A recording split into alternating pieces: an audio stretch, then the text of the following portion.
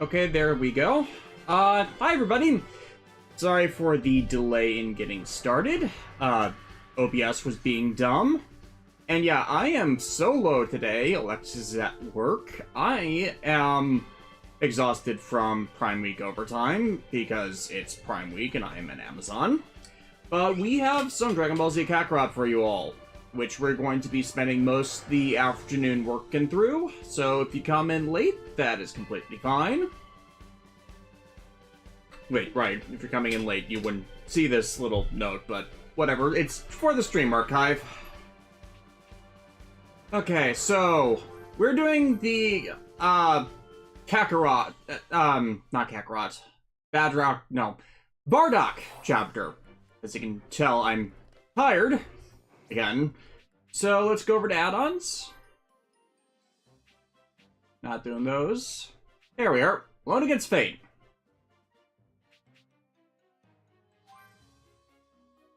Oh, actually, I should note something with stuff I've done since the last time we played, because it's been a couple months. I worked on getting the community boards all maxed out. Well, as maxed out as I can for the stuff that we already have right now, not some of the later stuff, because I just spent a lot of time farming the mass upgrade items without trying to progress more of the boards. But yeah, onto Bardock.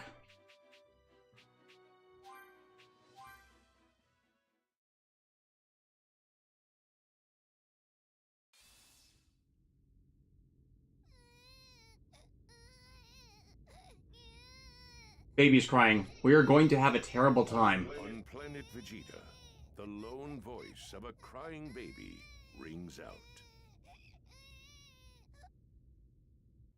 Kakarot. Here he is. So this is Bardock's kid, huh? Yeah. Clearly the son of a low-class warrior. His stats are ridiculously low. Why does it say Broly on the side? No doubt. He'll be sent off to some remote backwater planet. Yeah, you may be right.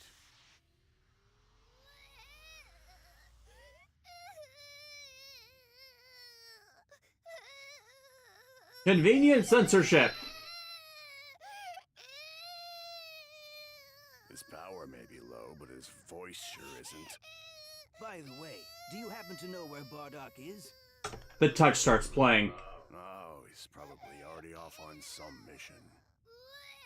He's been gone for a while at this point. I would imagine he's wrapping things up right about now.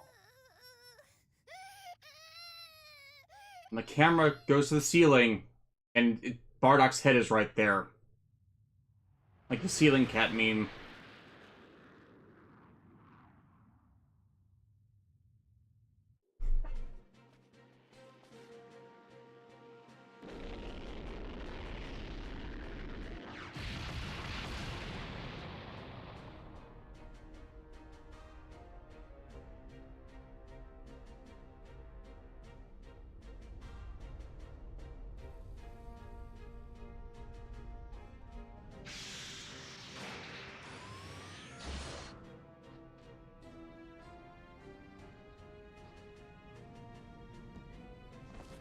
So, this is the target, huh?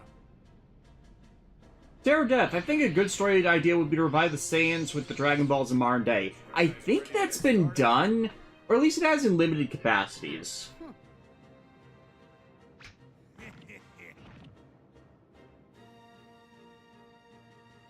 It's time to have some fun then. Let's do Okay, I don't think I've heard the guy voicing Bardock before voicing Bardock. Then again, I might just be too used to Takara 101 playing him in the abridged series.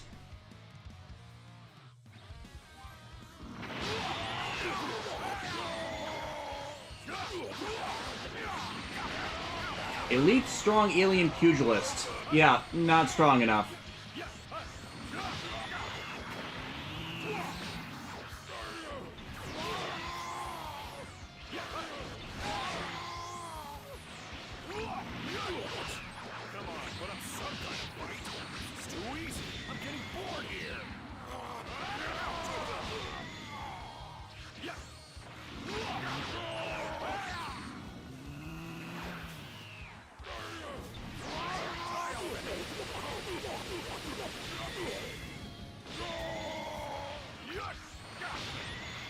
fun when there's this much of a power difference. Isn't there anyone here tough enough to fight us?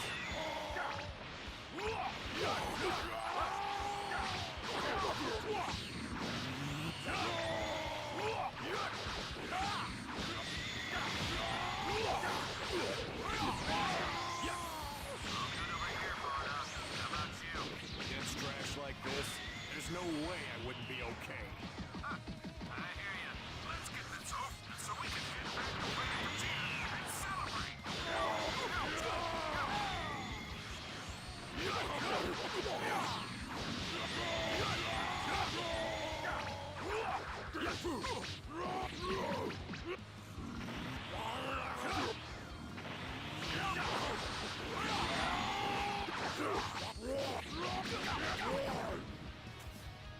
I die, damn you!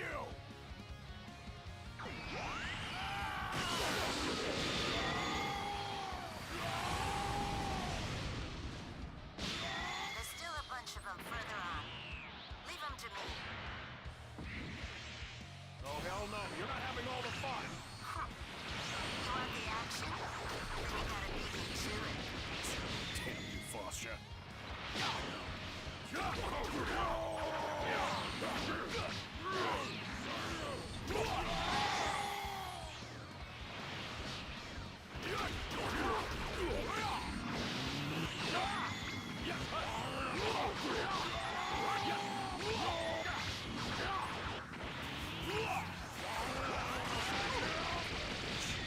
Can't believe I still want to fight.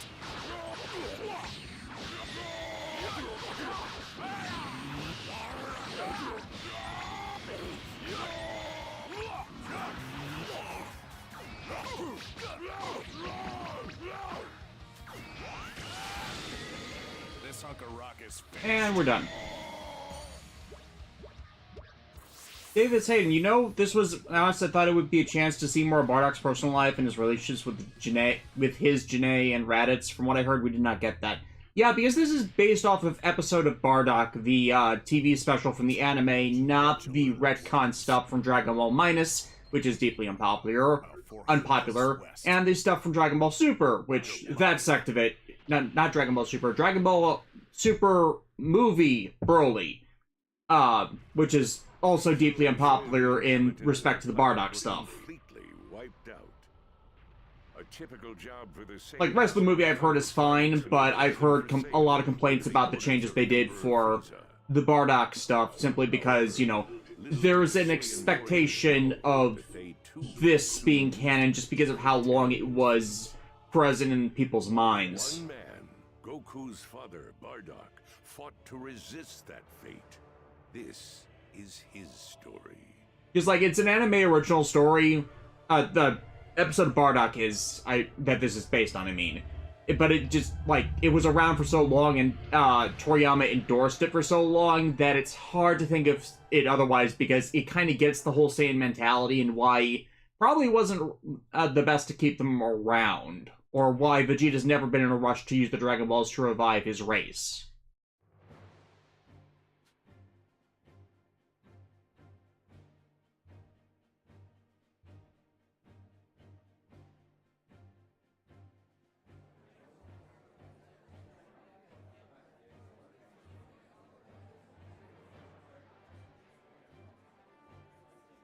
Woo! No greater feeling in the universe, I'll tell you. If only those heads weren't so easy to pound in. Damn straight. Here's hoping the next planet's a better one. Right, Bardock? Yeah. You know, now that I think about it, we've all gotten loads stronger. I doubt that there's any planets out there tough enough to handle us. Hey, you losers better not get too cocky. Here, Crystal, guessing Alexis and John at work. John is on vacation in DC. Alexis is at work. Yeah. Just watch yourselves. Spend too much time dreaming about being on top, and you'll end up buried. You're lucky you get sent to easy planets that match your low power levels. That's right. Keep having fun picking on small-time game. That's all you get. You bastards! Well, you're not wrong. We can't get stronger wasting our time with such garbage. You're tough guys, right? Maybe you could show us a thing or two. With pleasure. All right, that's enough. Come on, we're all Saiyans here. Calm the hell down. We're all friends here. Hey, these chumps are the ones who started it. Forget about them. They're just jealous we're having a good time. And if we're going on power level, Bardock's got them all beat anyway. Look, it's over.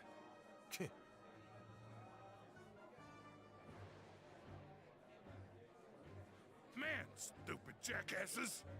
Forget about it. We need to focus on our next job. Where are we heading? Kanasa. Kanasa? Yeah. It's a relatively civilized planet, but it's low on muscle. So you're saying it's another boring-ass job? I wouldn't say that. Considering the fact it's gonna be a full moon when we get there. Whoa! You serious? We get to go great ape on their asses? Damn straight. Let's give them hell. Finally, we can have some fun. Hey, another round here. And keep them coming, would ya? Time to celebrate. Let's mess this place up. Geez, someone's in a good mood. The stars tremble. Monstrous march of the Saiyans.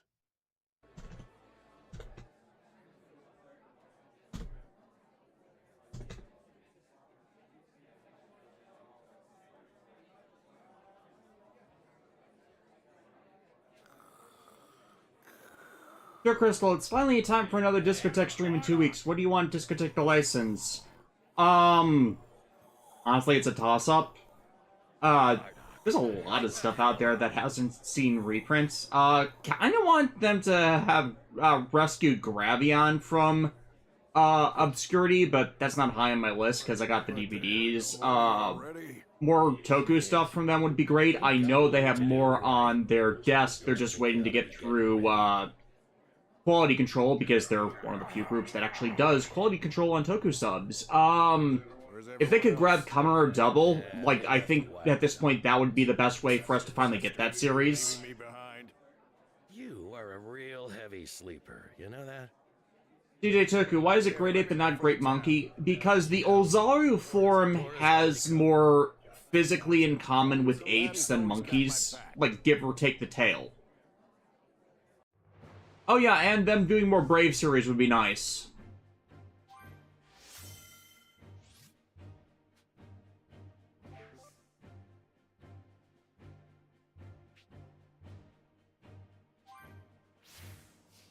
Okay, so... I am just... Forgot it's... I got those first.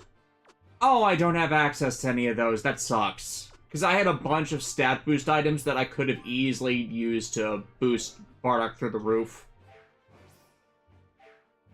Hey!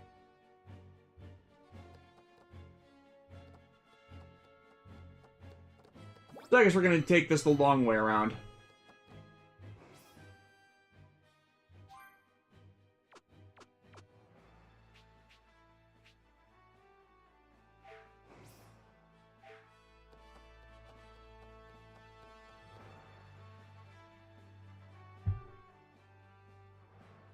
Oh yeah, Bardock.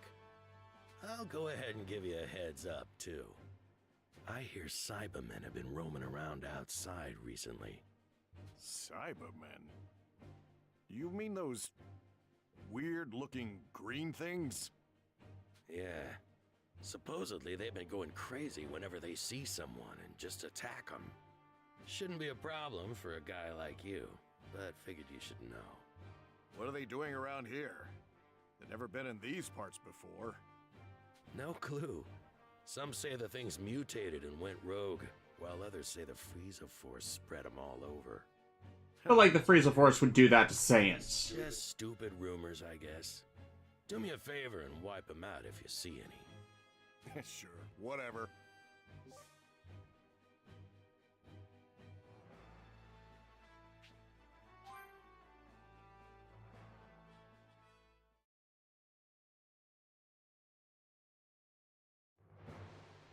Next job's on planet Kanasa. Better make my way over to the launch pad, I guess.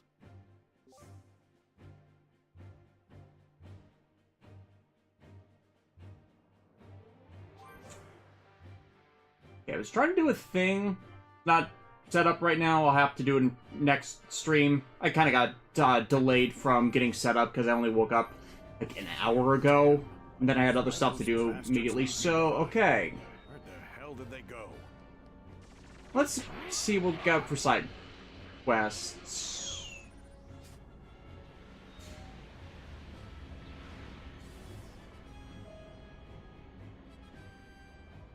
There's basically anything to do right now. Okay, yeah, I'm low on orbs too. This is just completely isolated from everything else. Last job, they said I couldn't let loose. Well, hopefully, this next one's a hell of a lot more fun. Trash.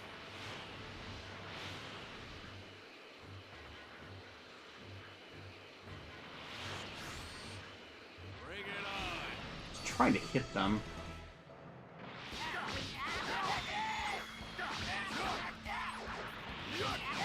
Yeah, because clearly the level difference is big enough.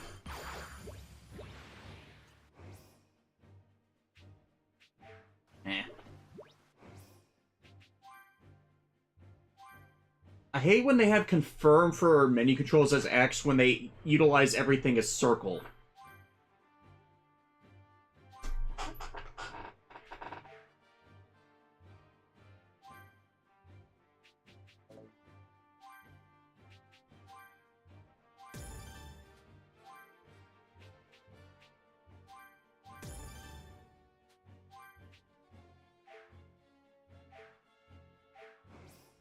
DJ took another issue with Saiyans, boring architecture. Yeah, I'm pretty sure they got that from other people. For races. Bring it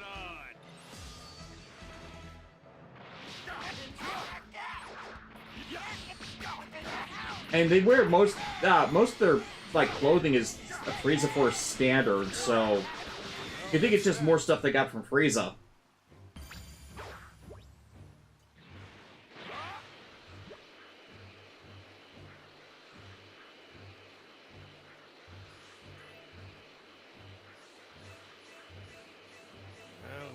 Total pushover. Let me have some fun, will ya? Okay, these ones are stronger. Ouch.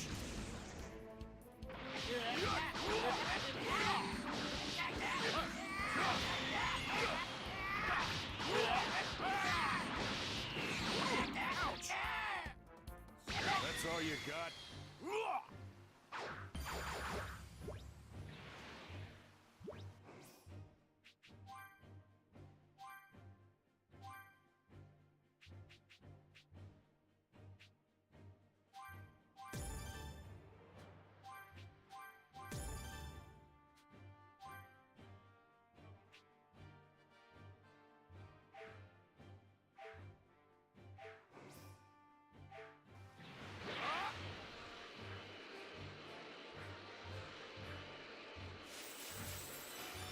Tasty morsel. This one looks good. Actually, could someone look up who voices Bardock in this? I swear the voice sounds familiar. Well, not a total pushover. Bring it on.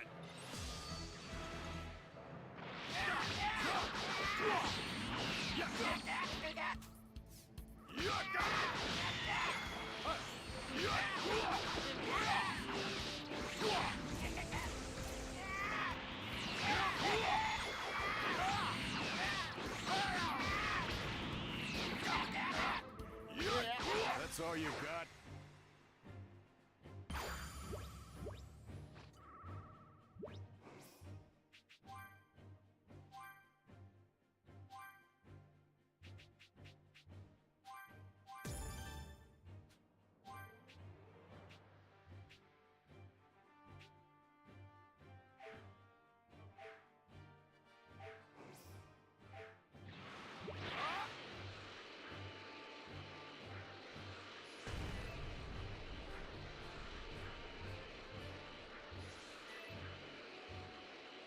Sonny Strait. It does not sound like him.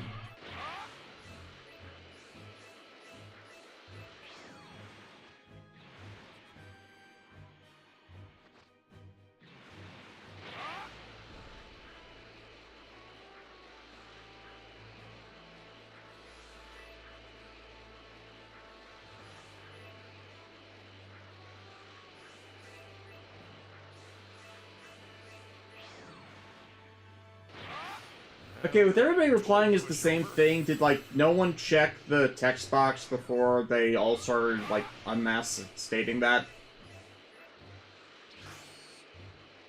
Well, not a total. Have some fun, will ya?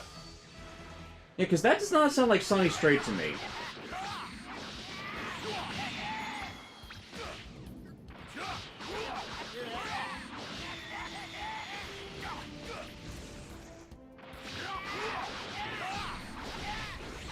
That's all you got?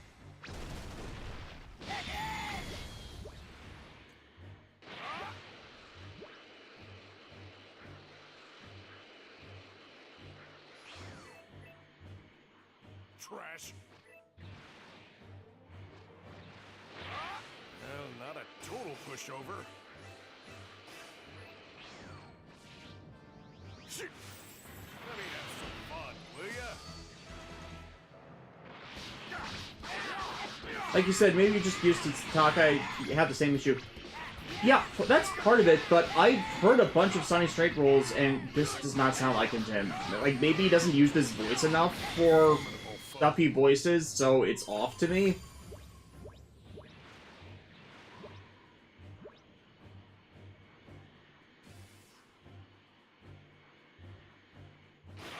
Well, not a total pushover. Let me have some fun, will ya?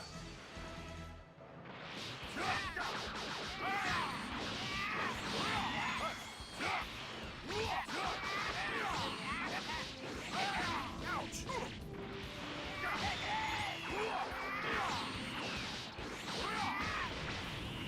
A formidable foe.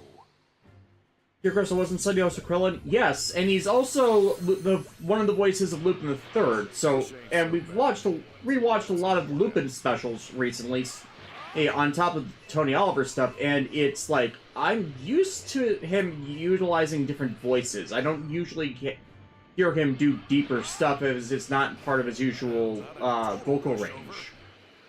And Usopp. Can't forget Usopp.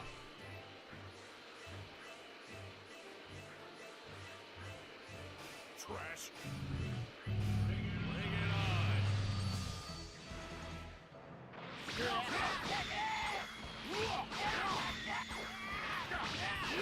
A formidable foe.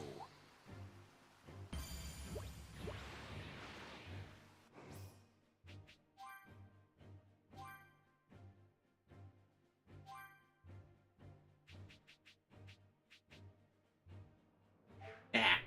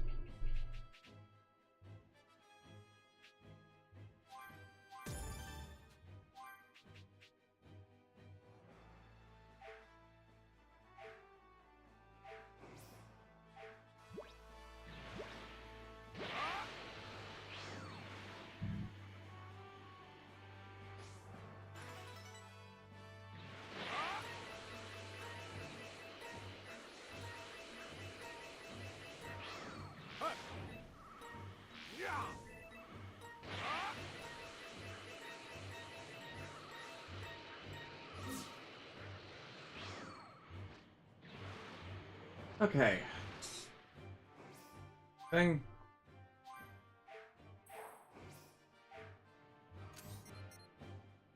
Okay, so let's get to some actual quests. Yeah.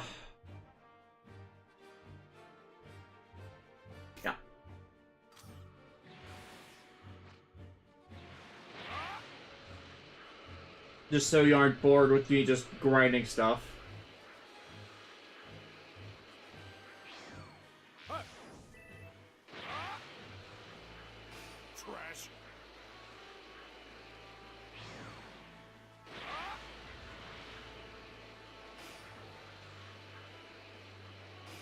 crash. Let me have some fun, will ya?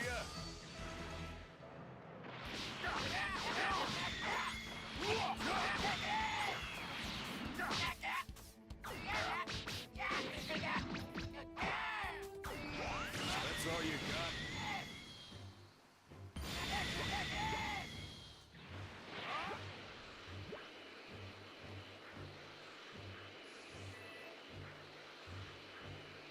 Yeah. What are they doing here? Found a tasty morsel.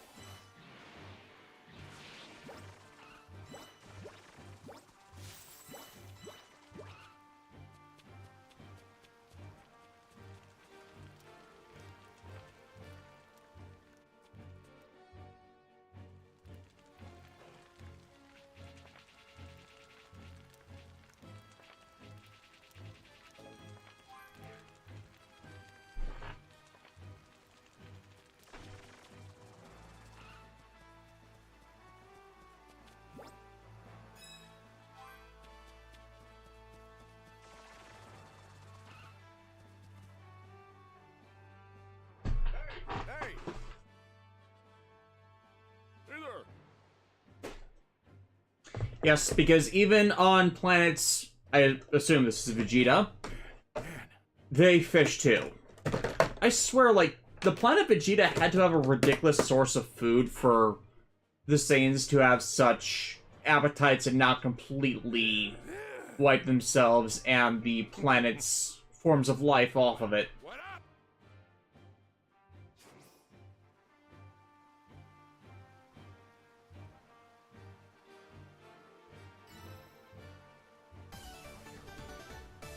Clearly they need a muffin button. Fine then.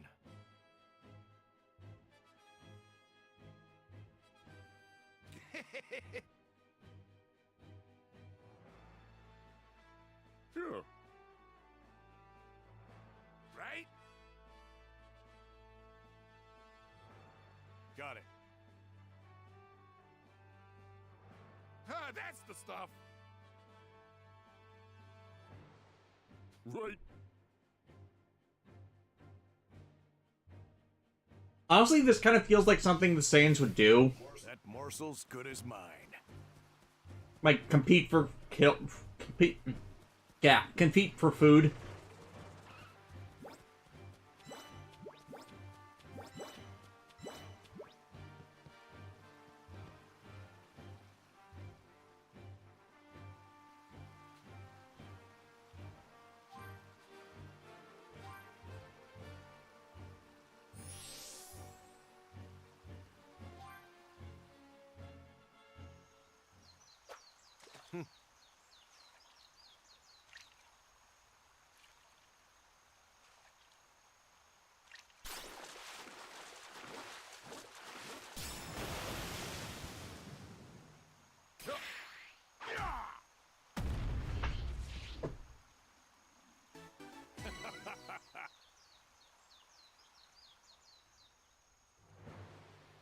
A top-notch catch.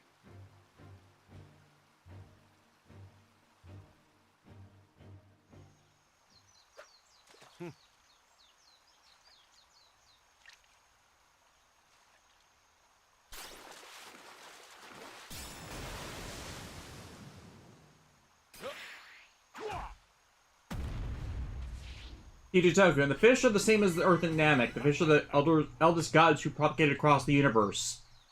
Well, why else would the Great Destroyer in this universe be a hairless cat? Think about it. Piece of cake.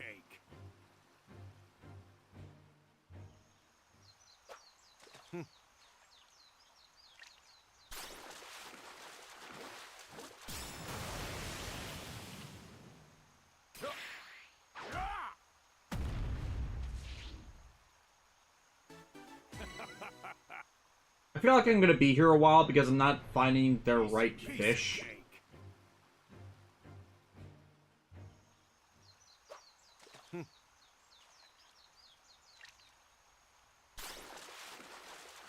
Nah.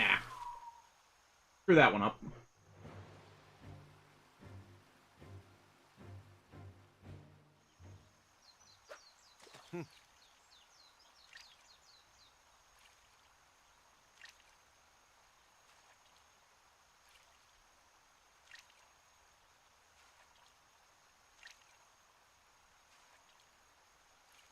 Yes, behold, me getting stuck in this minigame for 4 hours.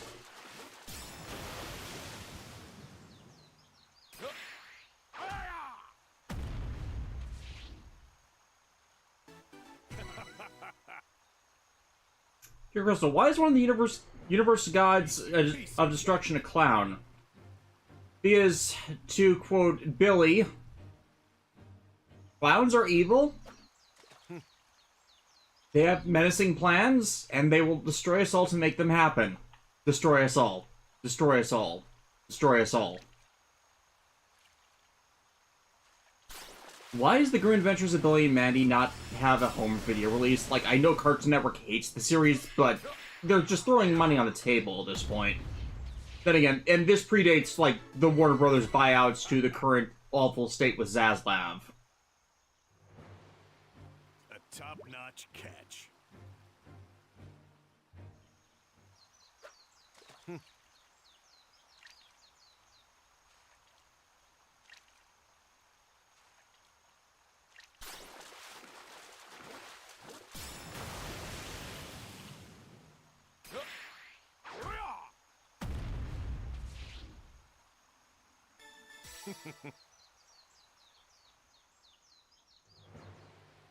A top-notch. Universal, if they hated them, why are they re-airing it? Most likely because it still gets them views. It's like, because it's an ancient, by most people's standard series, and yet people just love it. Like, they've never liked the show. It's always done great reviews, so they could, great views, so they can't cancel it. It's just, they don't have to support distribution of it.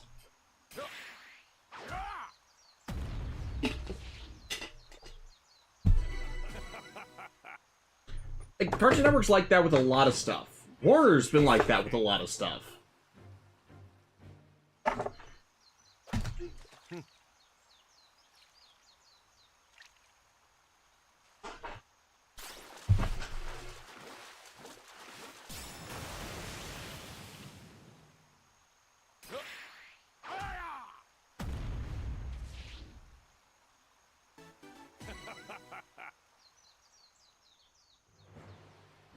Piece of cake.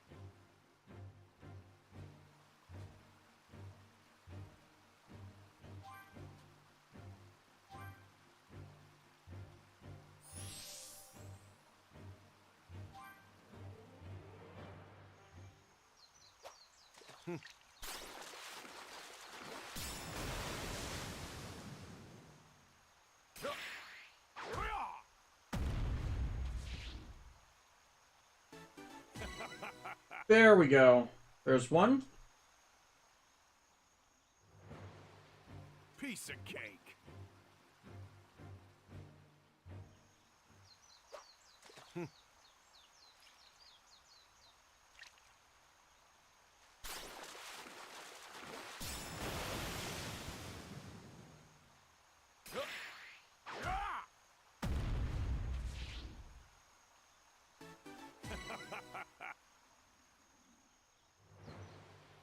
Piece of cake.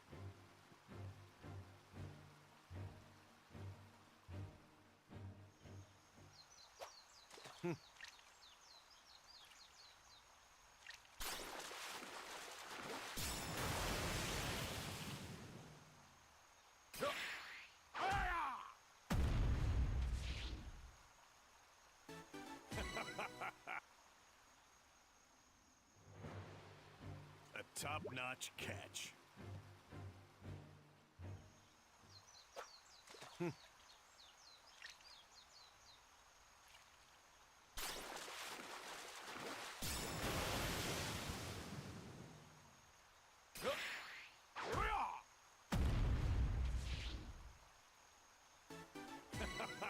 And there we go.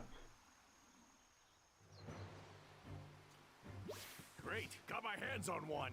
Looks tasty too.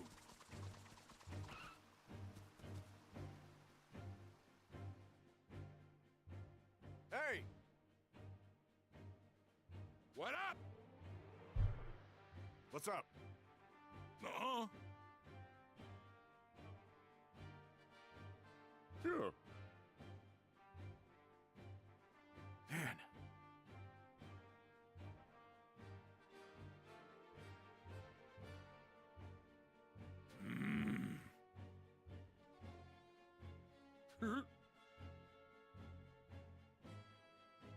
Sure.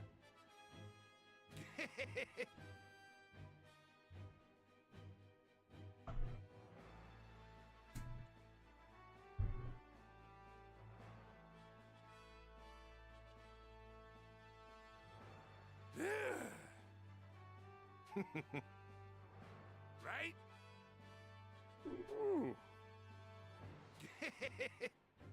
Digitoki, do you think fishing is a form of non-violent relaxation for Saiyans? I would think cooking is a non-violent relaxation for Saiyans.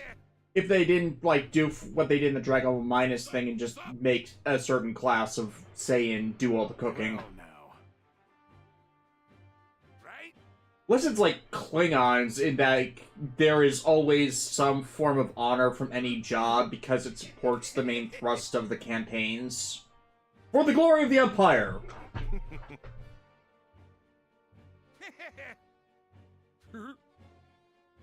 Right?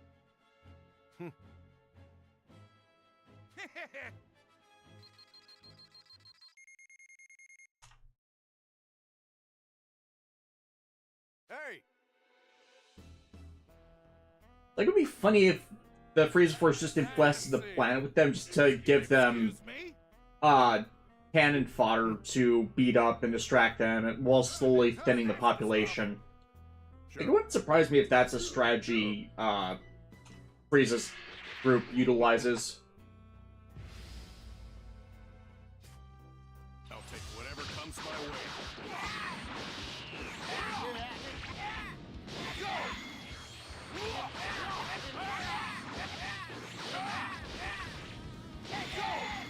I like how Bardock's attacks mix in the energy blasts. Like, we don't see that a lot from the moveset of the other characters.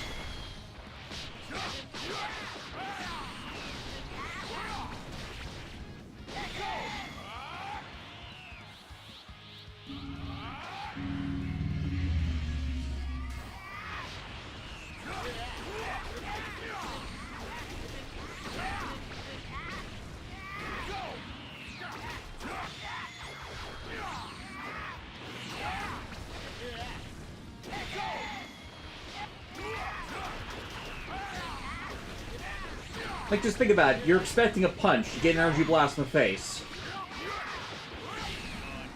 He goes for a kick. He follows it up immediately with beam spam.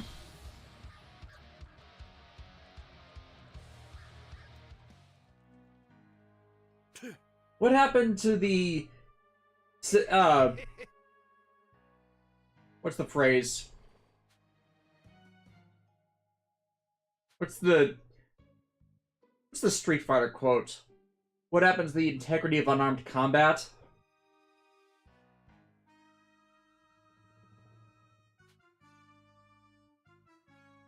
DJ Token makes sense, so like most of the cast, Bardock's a soldier, not a martial artist.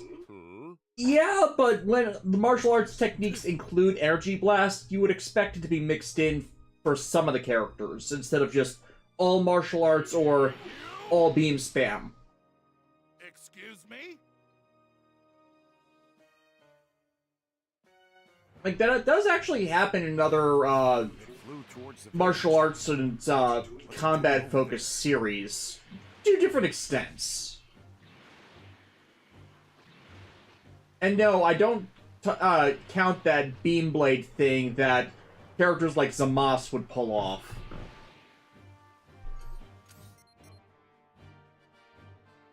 Because, like, even then, that's not really that's, again, not mixing it in, that's dedicating, how you fight to, a single method of attack. Trash. Bring it on.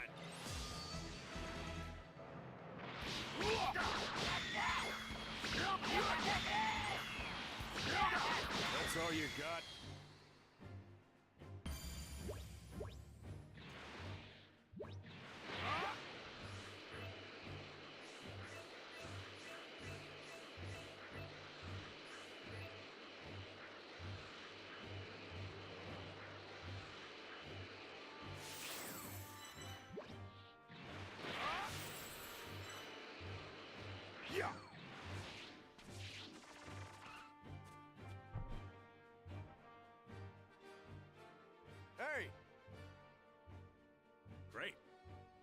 Yes, it flew in that general direction.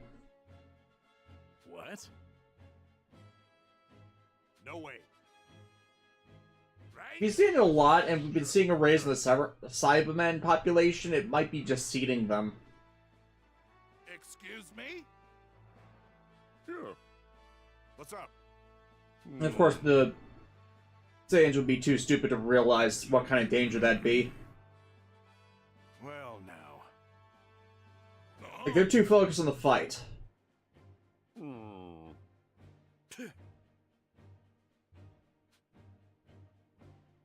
And of course, Bardock is one of the people who has 2 brain cells.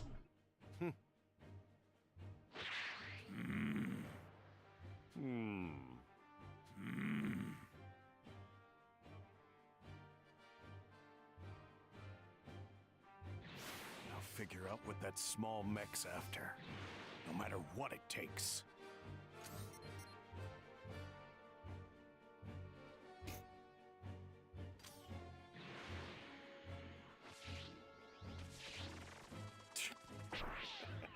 I'm not gonna get stronger in a place like this. What the? I don't get it.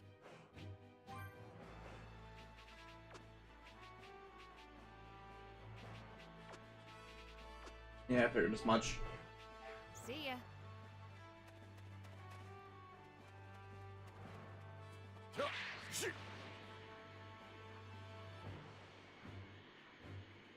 Honestly, not the drabbest housing I've ever seen.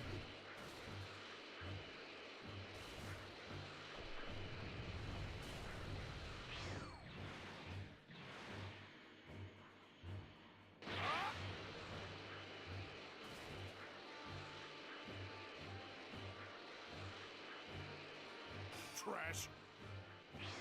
Let me have some fun, will ya?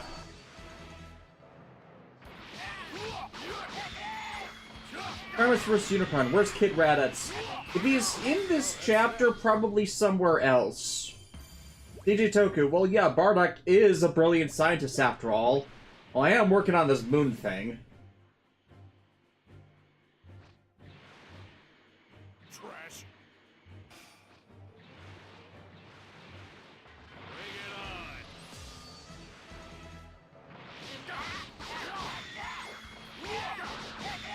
Oh, since I've been mentioning Takada 101 infrequently, I've been seeing some of his VTuber stuff, and I am getting such enjoyment out of the pain he's suffering from the 90s CGI Donkey Kong Country series.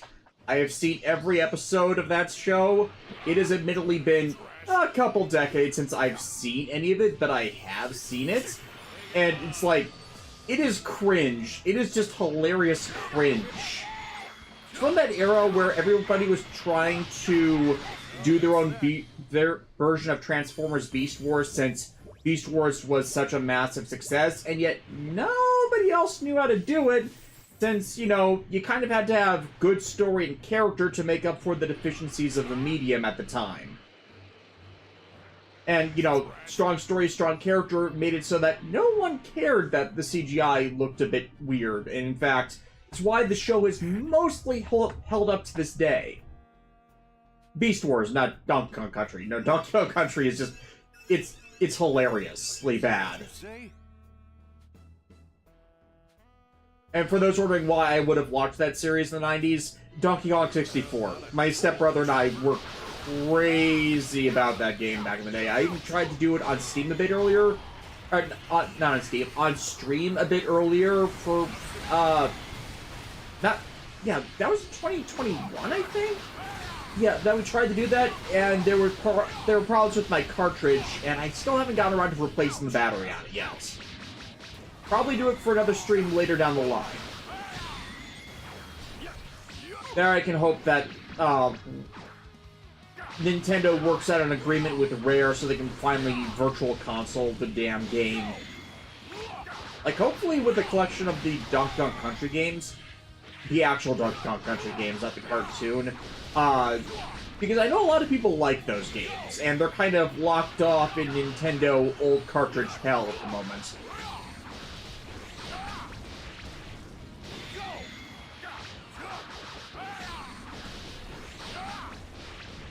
A formidable foe.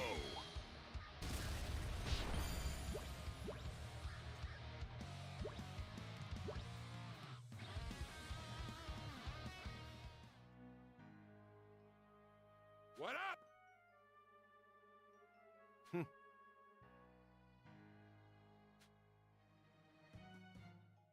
During the cow, I agree. I've been rewatching Hot Wheels Acceleracers. Oh my god! I remember that show. The story is really good, but the CGI is dated. It is. Hell, another early cel-shaded CGI series that I liked from the Fox Kids era was a show called Action Man.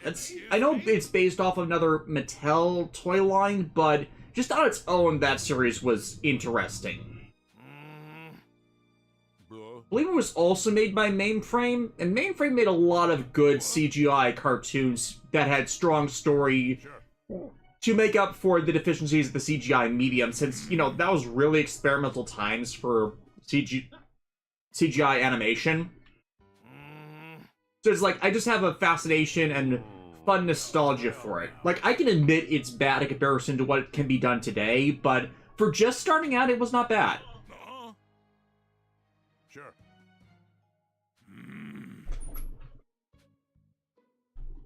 Sure. Parents vs. Unicron, DK64 is on Switch. As far as I know, it's not. If it was, I would definitely be interested in buying it and streaming that. Excuse me? No way. Right? Sure.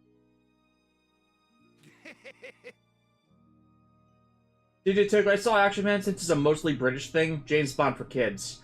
I thought that was... What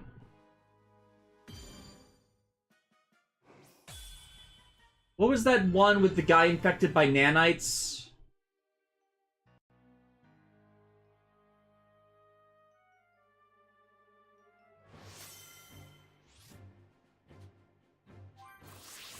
I just got the wrong idea. That's gotta be it. It was another 90s series.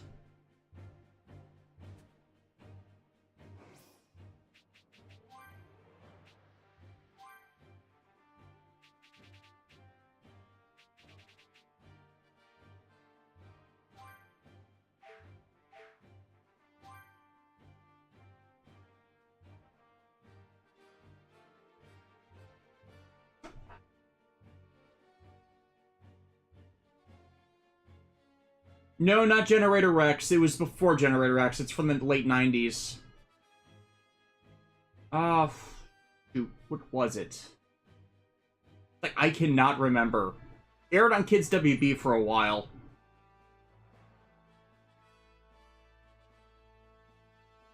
I think it was something Max? But not Mighty Max. That was the kid with the ball cap that let him jump through portals.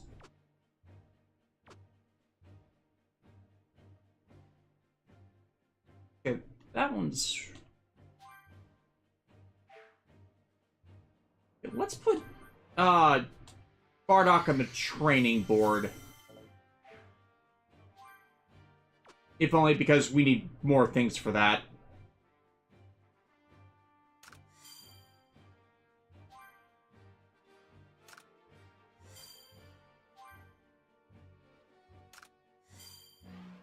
Indeed.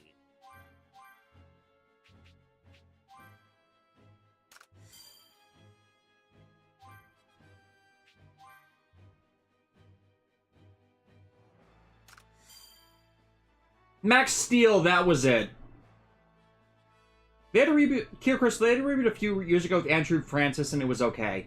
I thought Andrew Francis was in it originally, but at least that guy's getting work.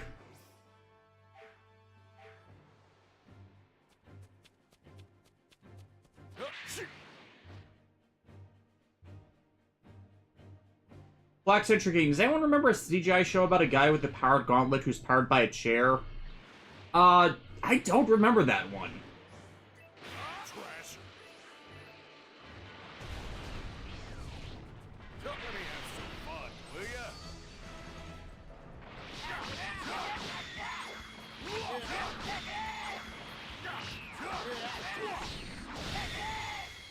Like, I hate that my memory sometimes can be so oddly specific to just certain things.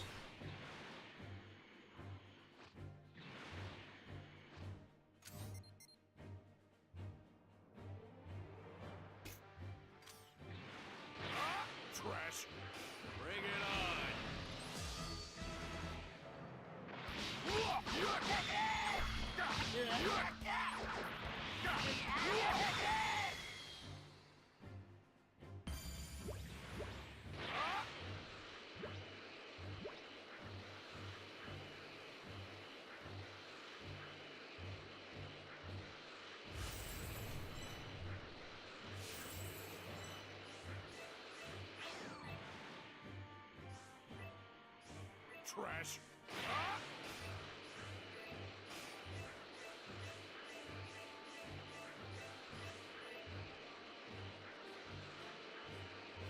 Yeah. I've got plenty of power now. Damn.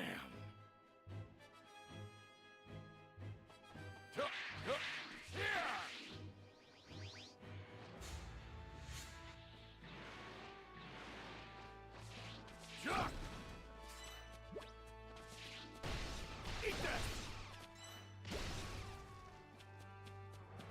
Shoot!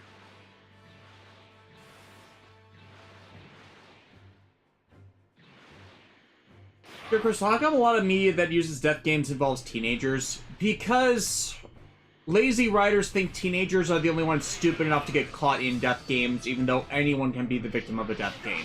Plus, I think it's like existential horror for some people, and some of them are just made by the games are bad crowd without really understanding what the appeal of games are. That people aren't really looking for death matches in games, you just want to fight stuff because, you know, you need to have a healthy outlet for aggression. So you don't, you know, try and kill a celebrity or something. It's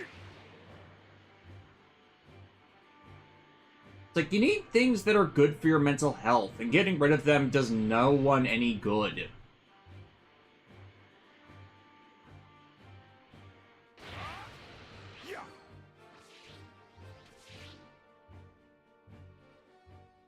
Come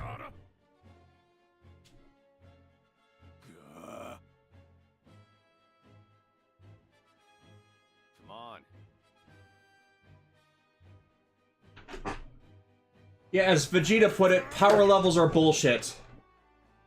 It's like, I think that's part of the problem with Saiyans in this era and why Vegeta has no interest in reviving them. Is it's like, as they are right here, they're pretty self-destructive.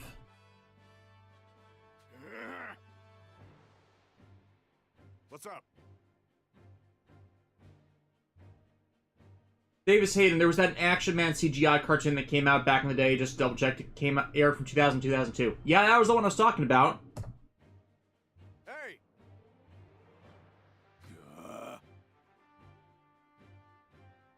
Bastard!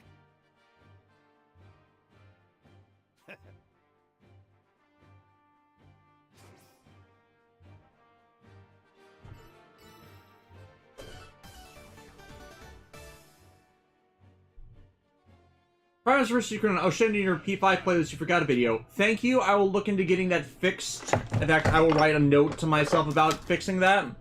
Because sometimes I just don't catch those. Why I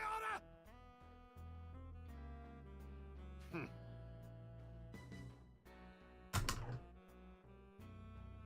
And I'll make sure to put them in proper order because I hate it when channels put together a playlist of videos and they're not in the proper viewing order. Sure. And I think that's partially a YouTube bug where it orders them wrong, but I hate having most recent at the beginning of the playlist and the oldest at the end because that is the wrong order. Sure. Sure. Let's fly on through.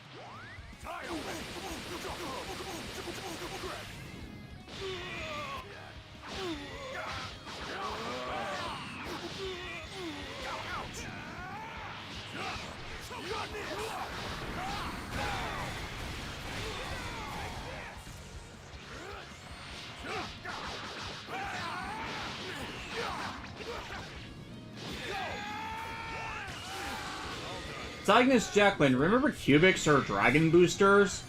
I watched Cubics, I didn't mind that series, but the art style is not the best for that. Dragon Booster, I saw like 1 or 2 episodes of. I only saw 1 or 2 episodes of Dragon Booster, and the only thing I remember about that was Matt Hill getting the starring role in that back when Matt Hill was kind of everywhere post Gundam Seed.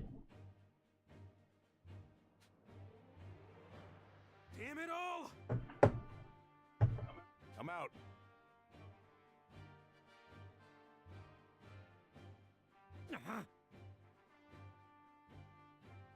Okay, I should rephrase that. It was post Ed and Nettie because he voiced Ed Single D in that series as well. Damn. Man. Huh.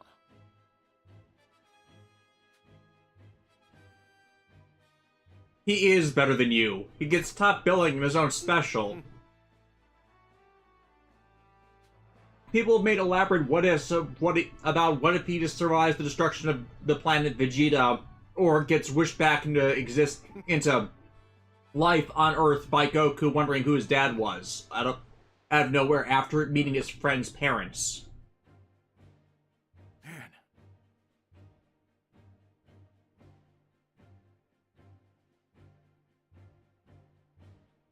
Huh. Fair Crystal, wasn't it because a lot of shows either have Matt Hill were either dubbed or made in Canada? A lot of dubbing in the late 90s, early 2000s for anime was heavily based in Canada due to Canadian subsidies regarding acting. Well, now. It was kind of the same thing with some of the early Marvel animated series, where a couple of them were voice dubbed by Canadian actors.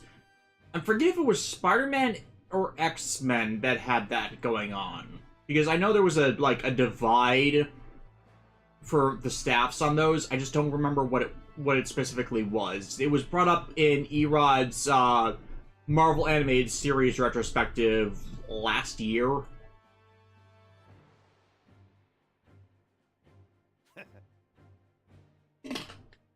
What's up? Like, I remember from those videos, that's actually why Jennifer Hale was also in a lot of stuff back then, because Jennifer Hale, aka the voice of Fem Shep and Felicia Hardy from the Spider-Man animated series, also got in a wide variety of voice roles because she had dual citizenship. I believe Totally Spies was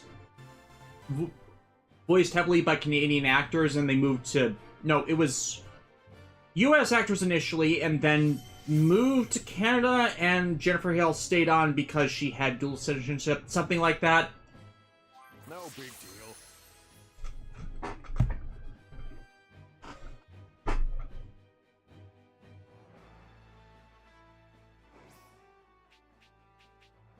deal. I think it was X-Men. X-Men Evolution had a lot of Canadian actors as well. Yeah, and I'm in that group that considers X-Men Evolution a really good series. Like, I've never been able to see Wolverine and the X-Men. I've always wanted to see that, but I never got around to it when it was actually airing, and I've never found that proper DVD collection. I know it ends at a cliffhanger, and didn't get continued because of the Marvel Disney buyout, which kind of sucks, especially because we just got the X-Men 97 series.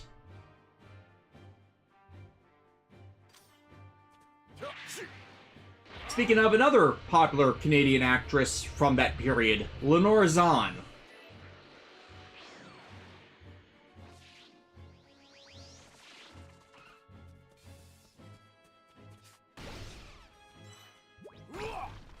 This could be useful.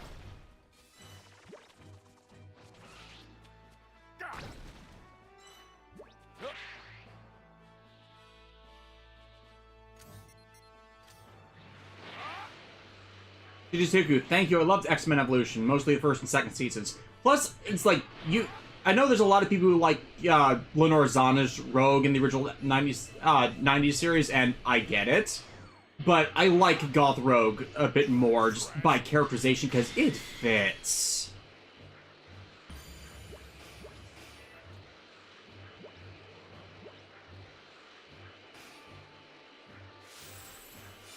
But, you know, it's a divergent enough characterization that there's equal place in the universe for both.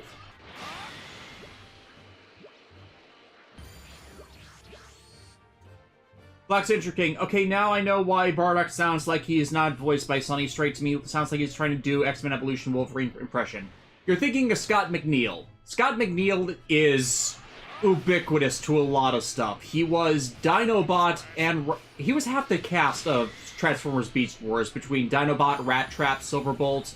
I forget who else he voiced in that, but it's a lot.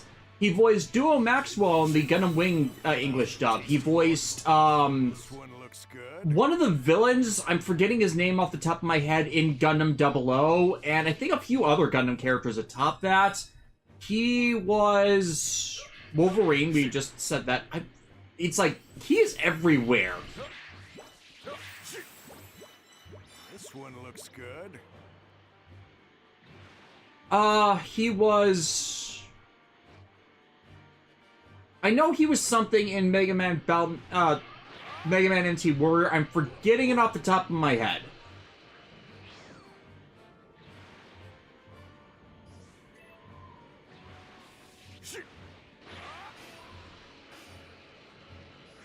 Screw this place. Nothing good here. Well, not a total pushover. Ali Al Sanchez from Gundam 00. Yeah, that's it.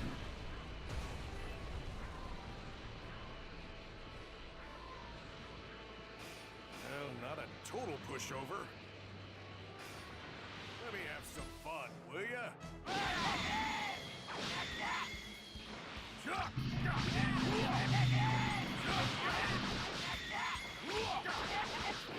Well, that's that. Destin Simone. Ah, yes. From Southern Belle to floating island nation dictator to IRL politician to Southern Belle again. Gotta give Lenore her flowers. I don't know. I don't remember what role the floating island nation dictator was, but I more I more remember her these days for voicing Aisha Clan in Outlaw Star, because I absolutely adore Outlaw Star as a series.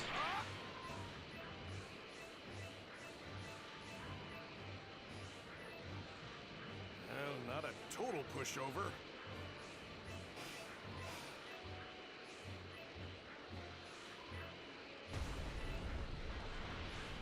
Or is that floating island nation dictator just a reference to the X-Men 90 series again with Asteroid M?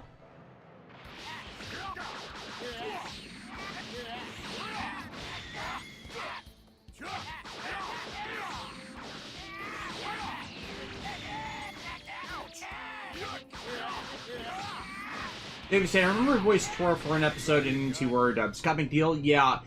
I could not remember who he voiced off the top of my head.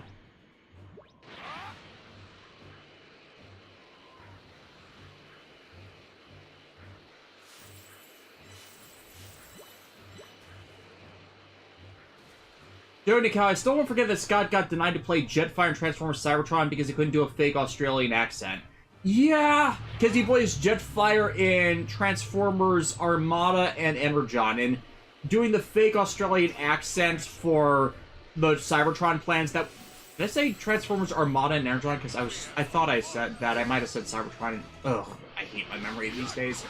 The fact that they wanted to do that for Cybertron Jetfire out of nowhere, just because, you know, dub jokes? No. And honestly, I kind of hated the Transformers Cybertron dub, despite it probably being the strongest-ish of the Unicron trilogy in storytelling, to an extent. Because, I hated the dub because in the dub, the cast would just not shut the hell up. It's like, give it a rest. Like, you don't need to fill every second of the airing time with people talking.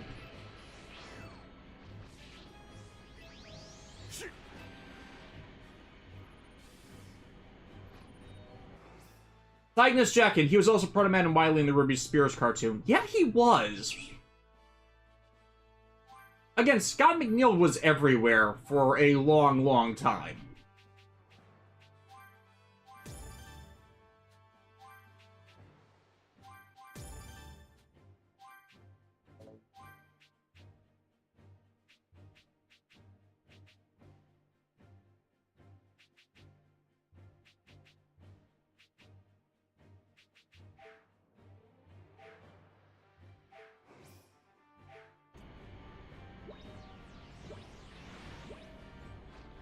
Justin Simone, the floating island nation dictator role I was referencing was the big bad from Stormhawks, Master Cyclonus. I have never seen Stormhawks, so that one completely passed me by.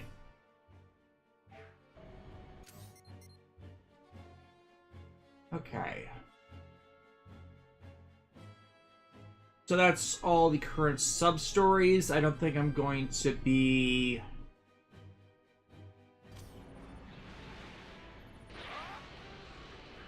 doing much else, so let's get moving on. Dying to get to Kanasa and kick some ass. Cygnus Jacqueline. I tried to watch Energon, but I stopped after they turned Starscream into a mindless puppet. Which is fair. Some people were not happy with that plot point.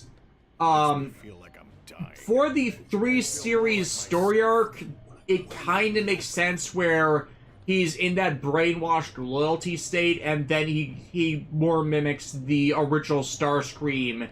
And by original, I mean Generation 1 Starscream in Cybertron, because, oh hey, he got his mind back. He's actually really angry at Megatron, and thus he does not want to follow him anymore, and he's going to turn traitor on him, and that's how we get competent, powerful, treacherous Starscream, and it is worth it for the longer arc. Oh my. What is it?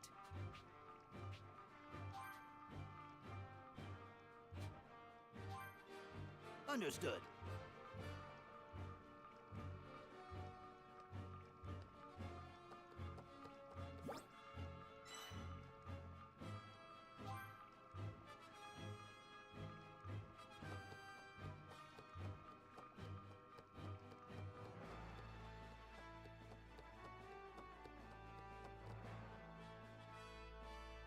Black Century King. That's the problem with the media nowadays. Writers and directors think a show needs is more talking. Transformers Cybertron was mid-2000s. And it's not that a show needs more talking, it's them inserting talking dialogue where none originally existed and did not in any way need to exist. Because whenever they would add new dialogue in Cybertron, it would always be nothing. They would be them talking about nothing or being derivative of what was going on, as if they thought the audience was complete idiots. Even though, if they're watching the third part of a 100-episode saga storyline, yeah, I think you should be writing to the same levels that was previously being addressed. Come on, don't just stand there. Get the hell out of the way! Instead of, treating it as if it should be dumbed down. Stand to attention! He's here.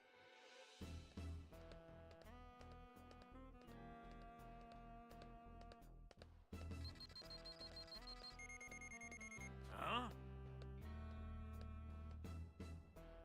What the hell are you doing? All right, just a sec. What's wrong? Huh? Something caught your attention. Hang on, is that? I accidentally left my scouter on search mode. It picked up a reading from that guy over there. Said his power level was around 10,000. That's so impressive. That's higher than yours. My scouter's gotta be busted. I'll get it fixed later. 10,000's still no match for me. I'm going to get even stronger. The whole universe will tremble before me. And then I'll take All Might's place as #1 hero. Yeah, that's Justin Briner. Have a safe journey. Phew. Man, them stopping by like that made me real nervous. My heart was pounding. Yeah, that brat. He's just as freakishly intimidating as ever. That's for sure. Oh, I didn't mean to. Oh. I meant to say, that's our Prince Vegeta for you. Nothing like my kid. He's great. Prince Vegeta, huh? Hey, you listening to me? I'm serious. That's what I meant. Thought he was just some spoiled brat. But looks like I was wrong. Hey, you hearing me? Huh? Please don't tell anyone what I said, okay?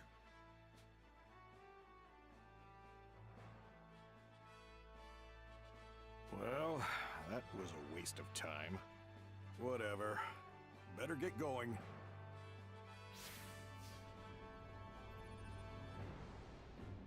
But that kid, Prince Vegeta, at that age, his power level's probably higher than mine. Guess he's gonna be the new king. That ought to be interesting.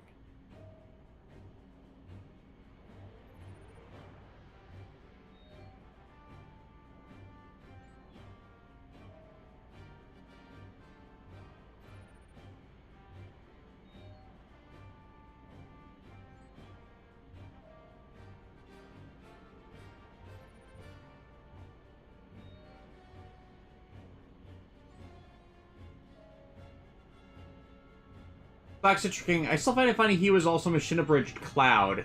Yeah, I did not expect that when I first watched Final Fantasy VII Machine Abridged, like, a year or two ago with Alexis after she recommended it, and, yeah, that's a trip. Mainly because I was not expecting sociopathic Tifa Lockhart.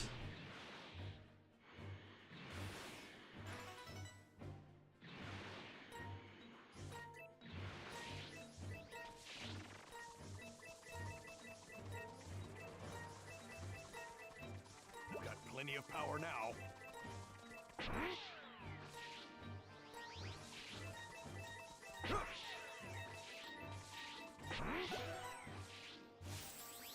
This one looks good.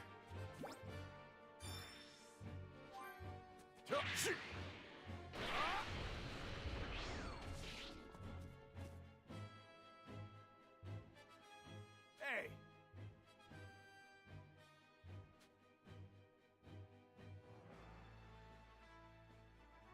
What's up?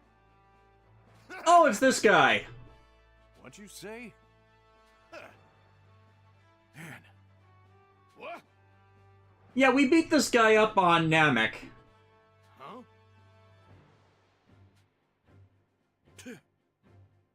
Whoa, now.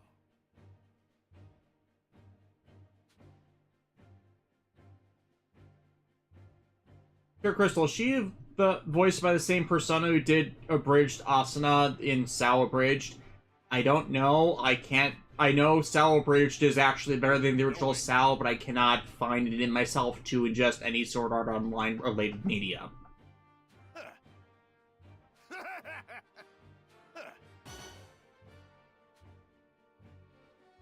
What'd you say?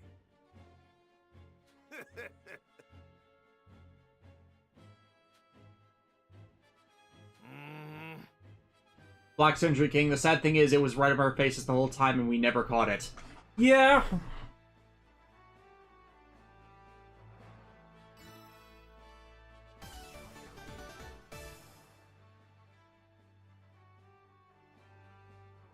Fine then.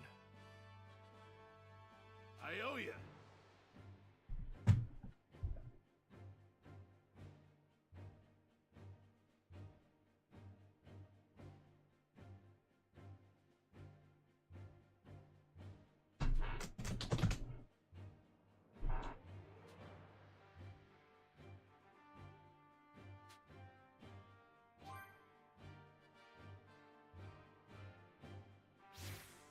Damn it. Better go find what he wants.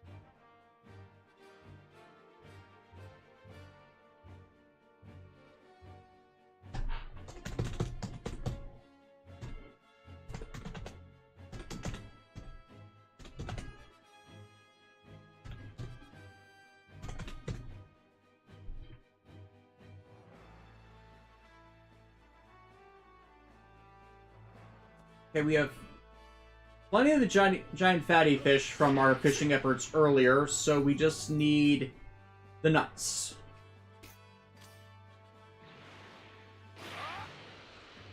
Okay.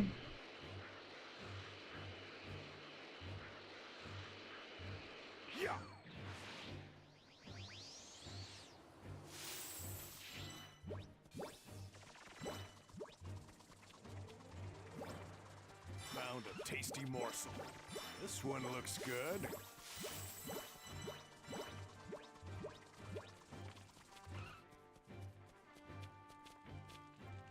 Yo!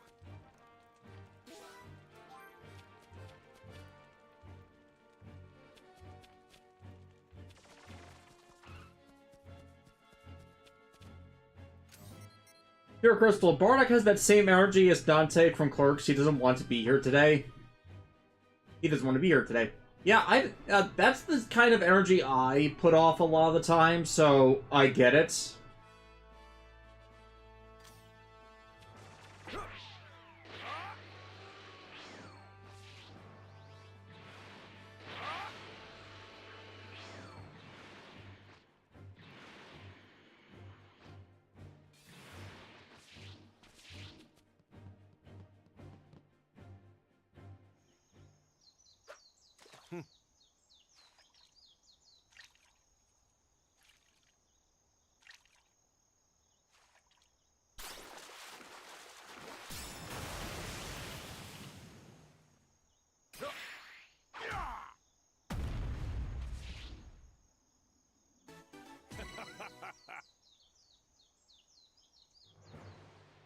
Piece of cake.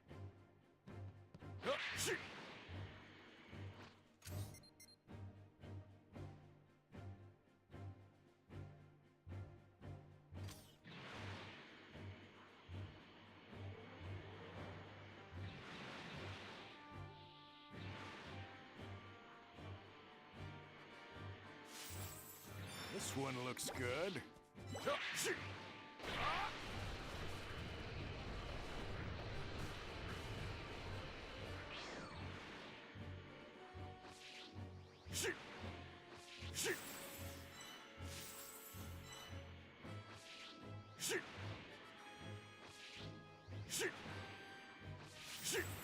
Found a tasty morsel. This one looks good.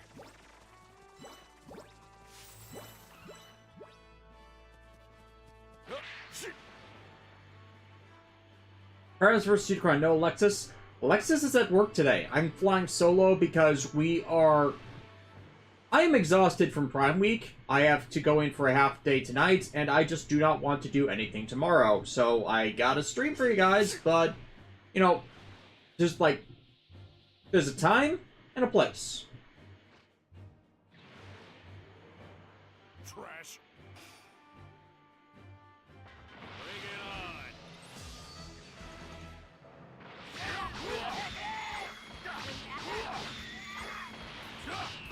Formidable foe.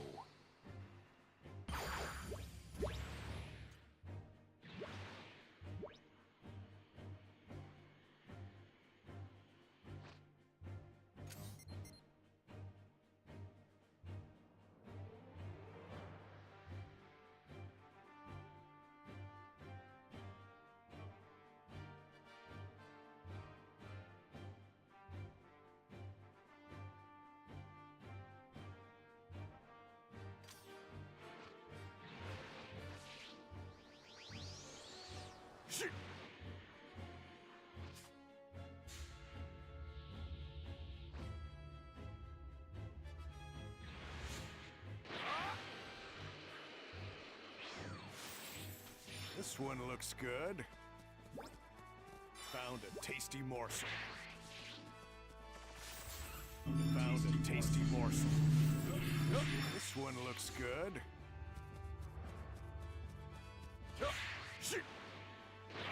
Trash. Found a tasty morsel. This one looks good. Hey!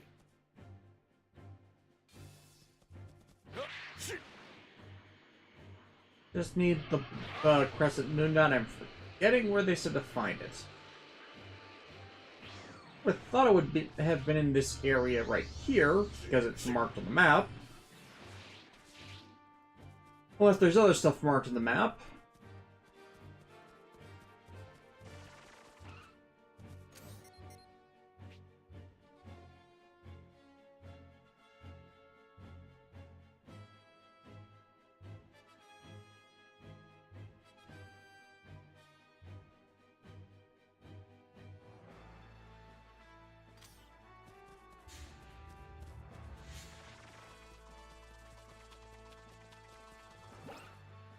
This one looks good.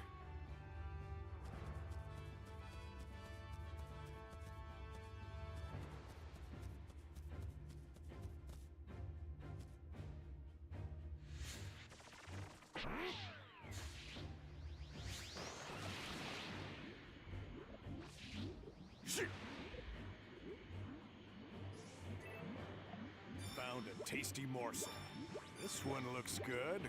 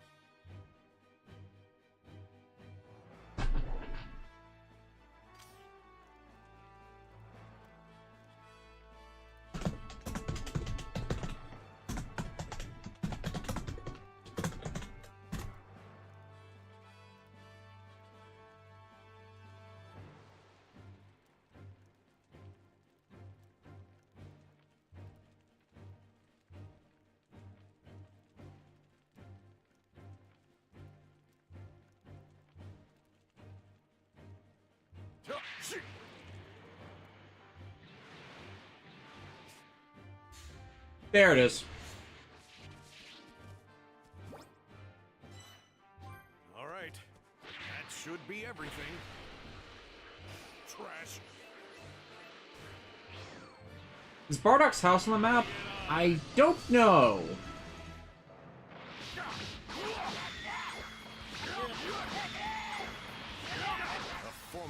I mean, what would be considered prime real estate on planet Vegeta? Where there's a lot of food, or where you could just be alone and train without destroying anything important?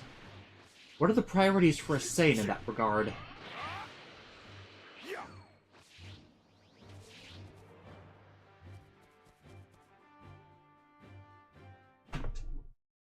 Hey! Look at that!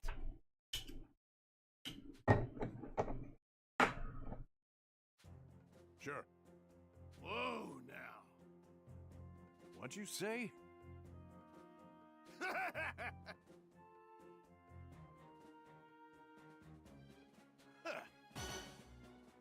Sure. Man. What? Yes.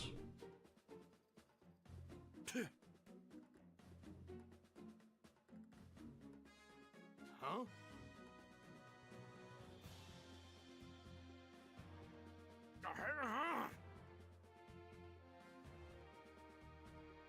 Yeah.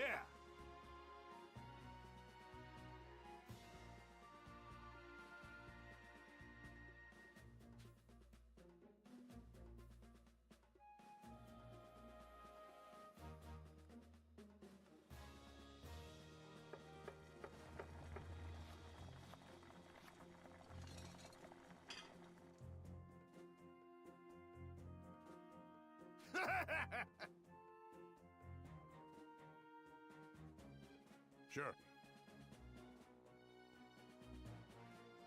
Whoa, now.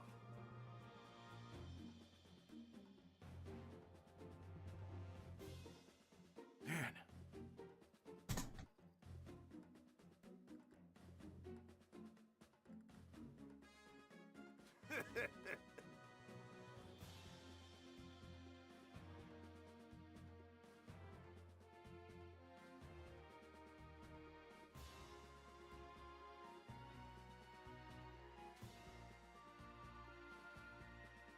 No way. Huh?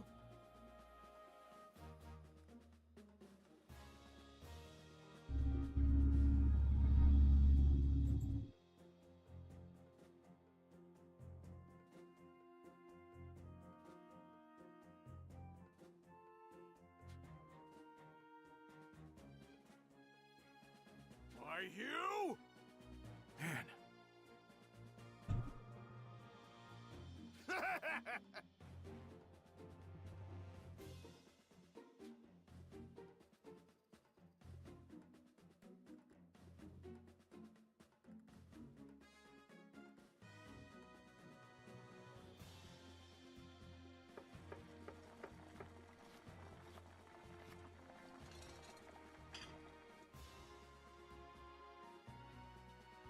Hey.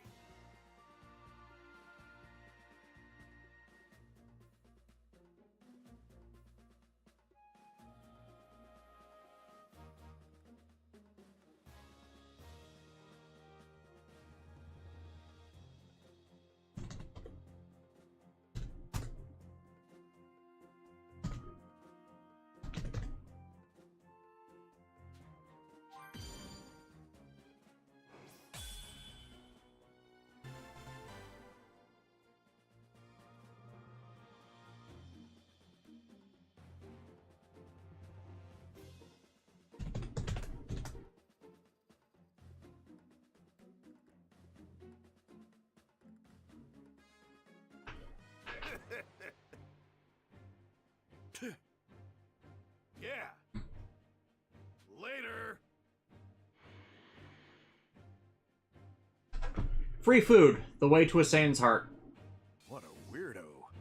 But at least his food looks good.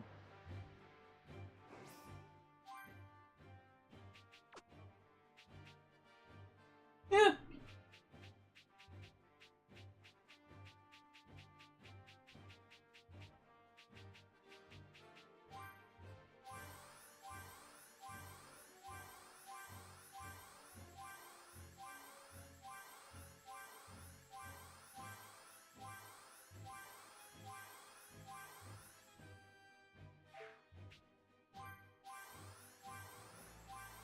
Have to eat all the things.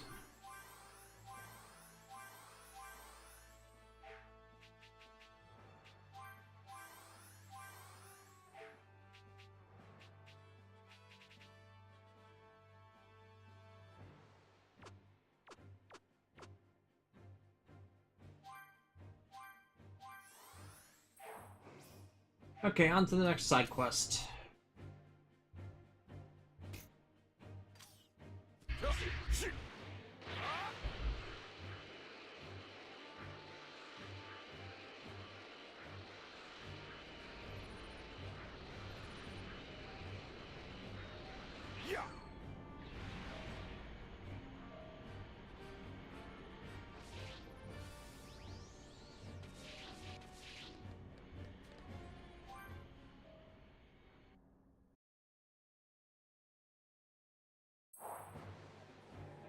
You need something? Nah, I'm not really here for anything. Huh? Fasha. So she was here. What's up?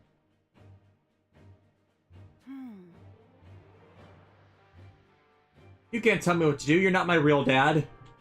Well, now. Hey, Sure.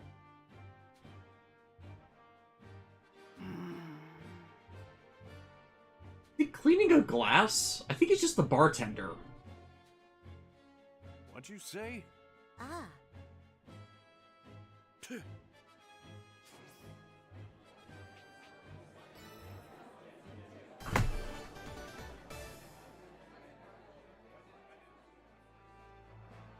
Man, thanks.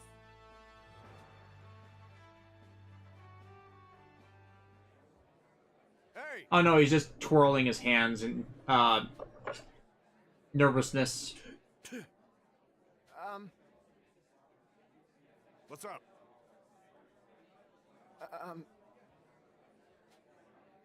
Whoa! You're kind of cowardly for a Saiyan. What? Apparently, it's not just Gohan.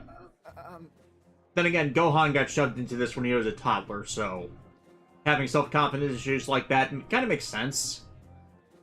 Especially with Chi-Chi as the overbearing parent that she is. Hey! DJ Tuga, remember when people thought Basha was Raditz and Goku's mother?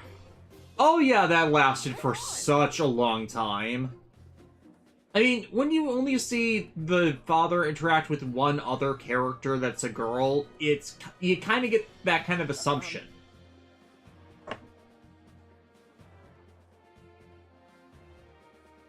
What'd you say?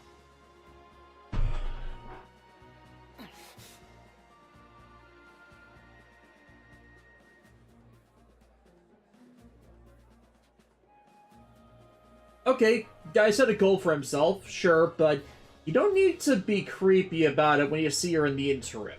Like, train, dude. What'd you say? Of course he knows you, Bardock. You're her commanding officer. If he knows everything about her, then obviously he'd know about you.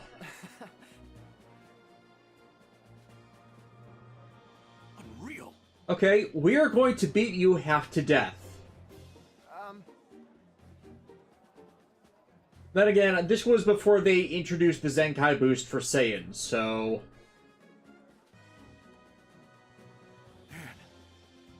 Come again? Fine then. What? Hey!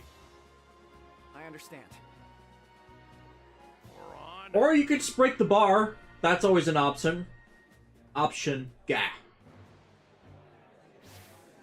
What a pain.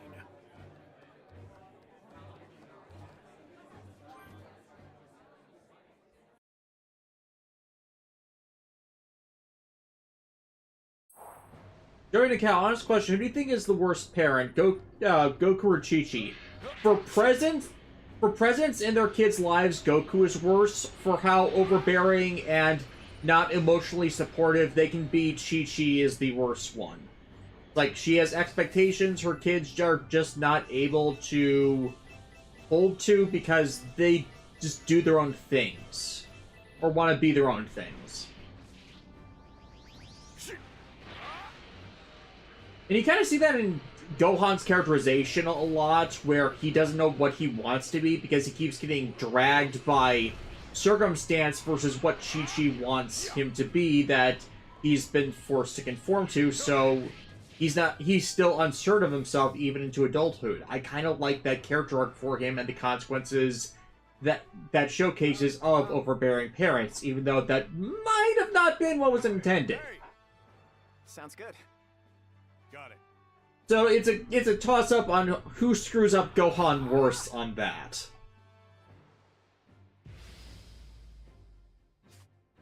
What a pointless effort. Black Citrus King, despite my respect for Chi-Chi wanting her kids to have a good education, I still disagree with how that became nothing but her old character. Yeah, definitely not helped by the filler on that, where she was just that antagonistic... words I will not say in pleasant company. And I kind of like how DBZ Abridged dealt with that, in that, like, she wanted her kids out of that, but the situation just never allowed for them to stay out of it in the way they wanted to, and she kind of just tried to self-correct that with Goten, how she tried and raised Goten to fight.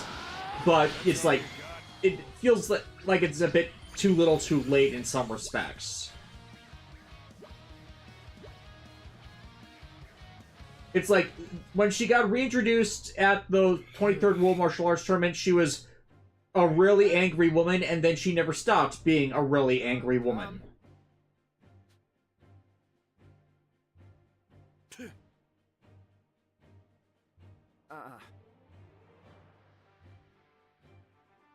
What'd you say? Come again? What? What'd you say? Well, now.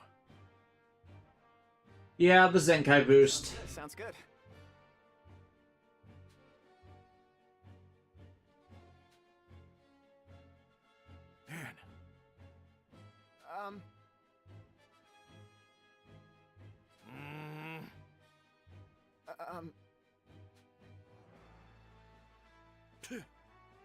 Got it.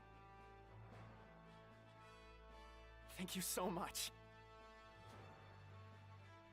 Not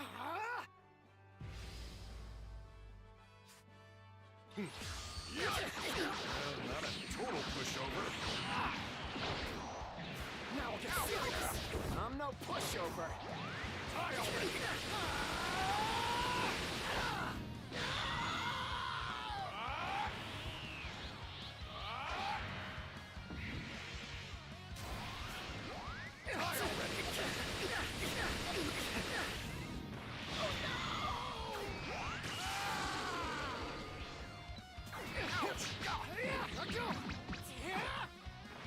What a nuisance.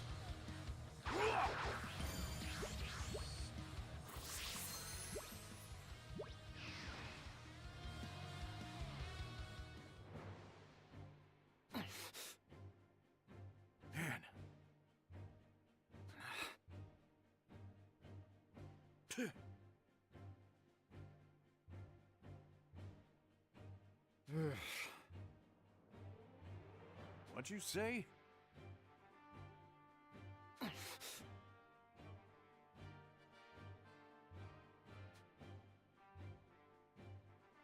I'm out.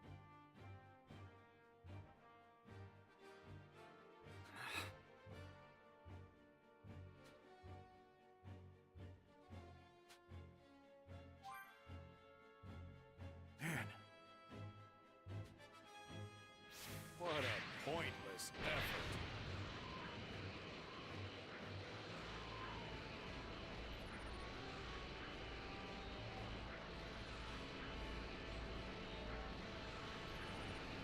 Yeah.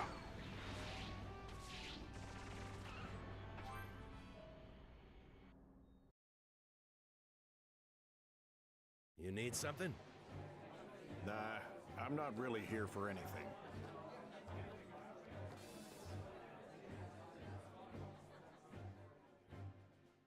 Hey! What is it?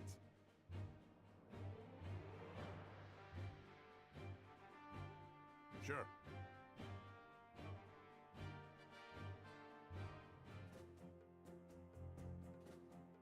Man.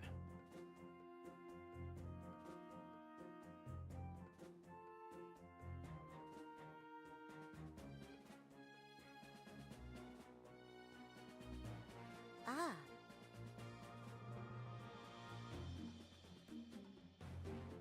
Sure.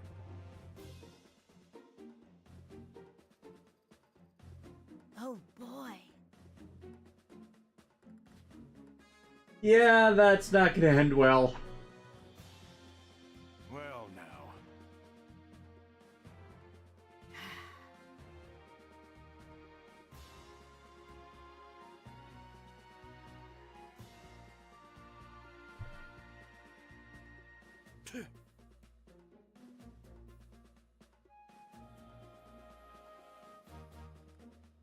Ah.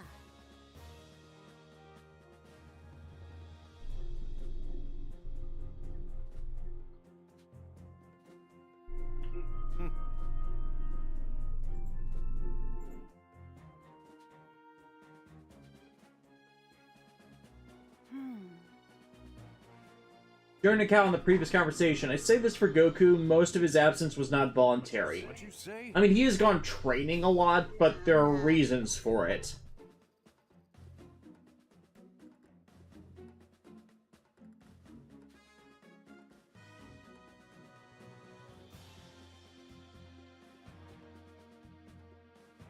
Black Century King, that reminds me, how do you feel about the Ranma 1/2 reboot? If you can make Akane less of a bitch, that would be nice. Though, considering Ranma 1/2 of all the Rumiko Takahashi series, most runs on sociopathic comedy, with only Urusei Yatsura being its close rival in that, I'd say that this is going to go one of two ways. Either they're going to blunt the problems with the characters a lot in the new adaptation, or they're just going to show how dated the entire story is and how it has not held up to time. Especially considering those aspects of its storytelling. Because the original anime exaggerated some things, they did not exaggerate everything.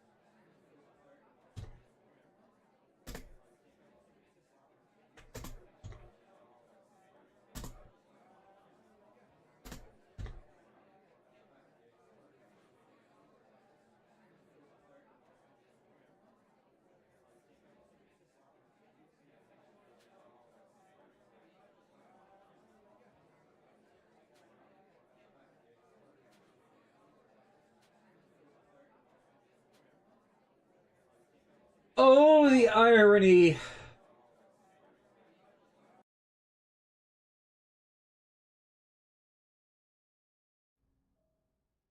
Damn.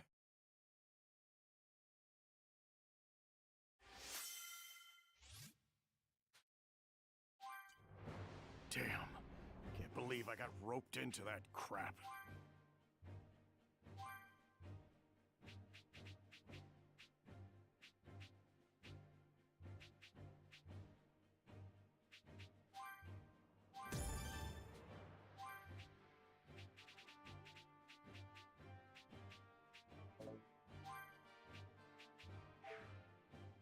You need to find a training ground.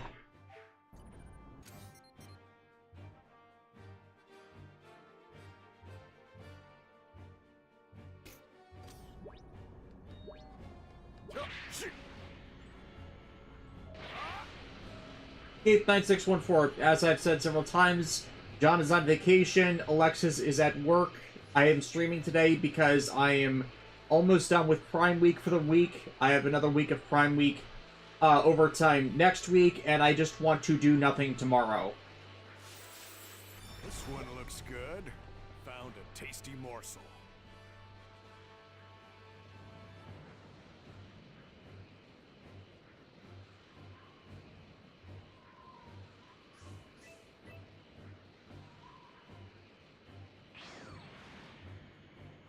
Black Citric King. Sadly, there are already some idiots complaining about censorship despite not being a fan of certain forms of it. Round is one of those that shows that may need it to an extent. I'm a bit skewed on that. It's like, I don't even know what to exactly say that would, like, say how kind of idiotic the claim is for a series that hasn't even aired, and Japan having less strict regulations about censorship in animation when it comes to depictions of violence and nudity in animated form.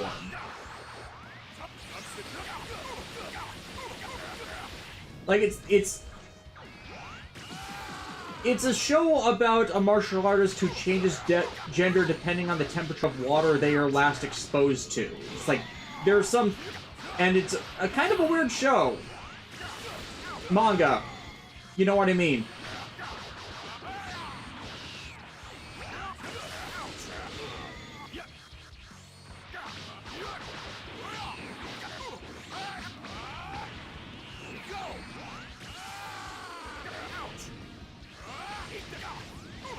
versus Unicorn. Ramen did have nudity. Yeah, that's exactly what I'm talking about. It's usually topless nudity, because Ranma is mentally a guy, and so the girl form would have their breasts exposed on occasion because mentality of the individual.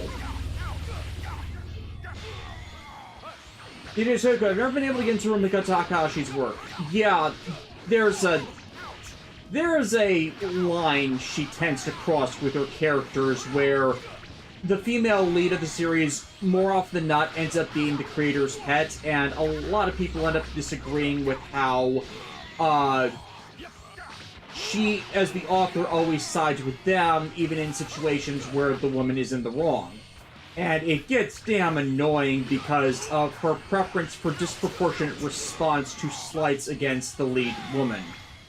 It just gets annoying because when the character being assaulted is not at fault, they're never allowed to call that out.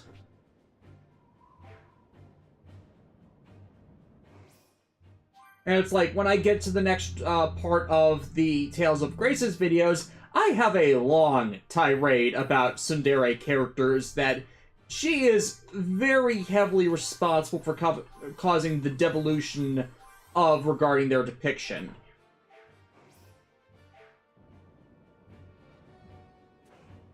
Oh yeah, Black Century King, and we also have to deal with the return of Happosai, a man who makes Roshi into a saint.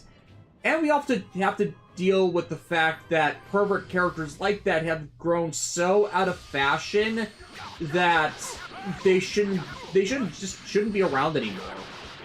Granted, Happosai doesn't show up for a while into the Ranma narrative, so depending on whether the new series gets an extended run or multiple seasons, we might not have to deal with him.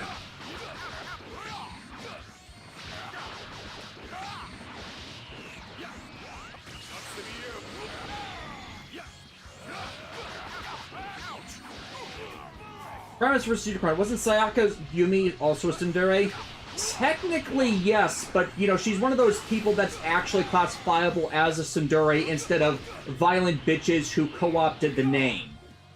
Which is, again, the issue I have with the Kane Tendo. She's kind of the archetype of the tsundere not the tsundere, the violent bitch tsundere that are inappropriate to be classified as such.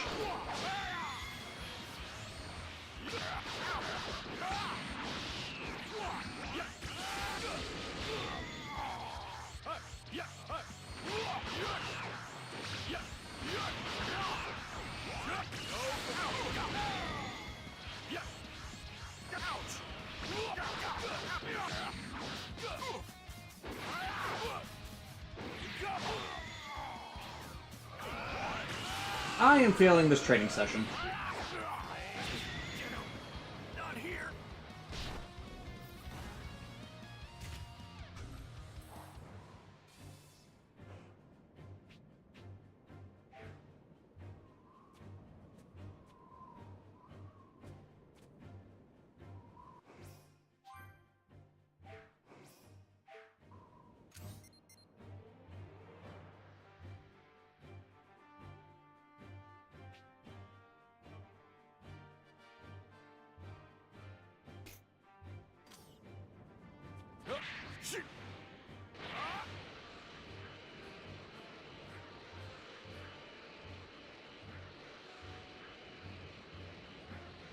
Trash. Skate9614, what's your thoughts on the Seikirei plan? I've been watching the anime, yeah, heart symbol. The anime also lately. I have not seen Seikirei. I've heard decent things about it. I know some of its premise, but I can't really give a solid opinion one way or the other simply because of my lack of knowledge on it. I know it's a battle harem series, so, and again, that's about all what my knowledge pertains on it.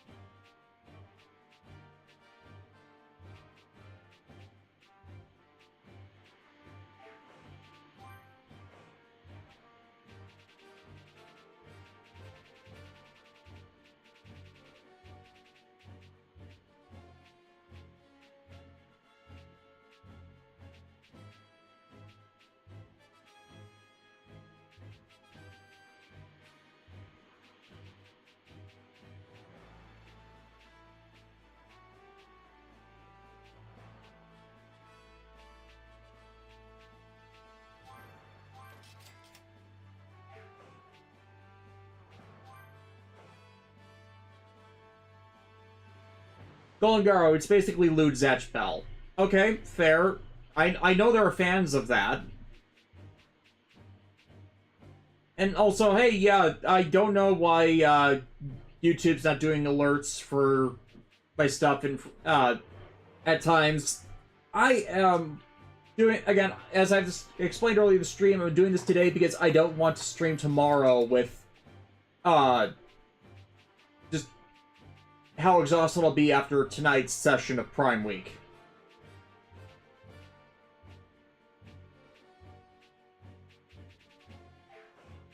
Next time. Tuku, I'm wondering, are you keeping up with the news regarding P5 Phantom X, or does it not interest you? It does not interest me.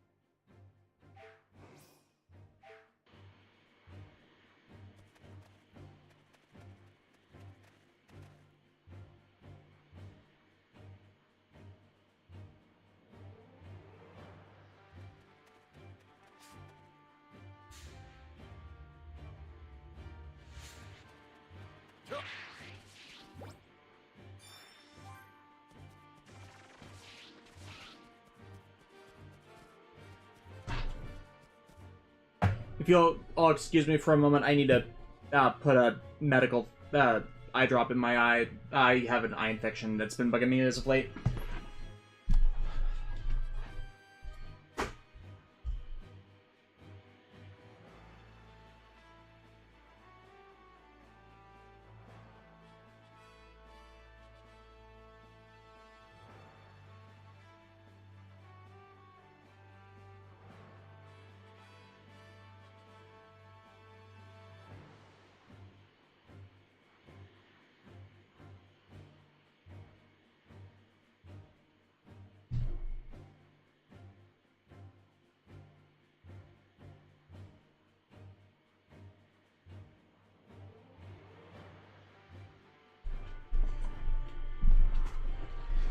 Yeah, another thing I forgot to do before I started streaming, and it just, like, kept getting worse. Now, what's the plan?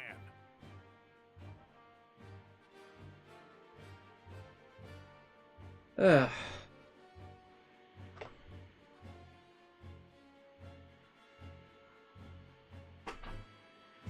My infections are a pain. Okay.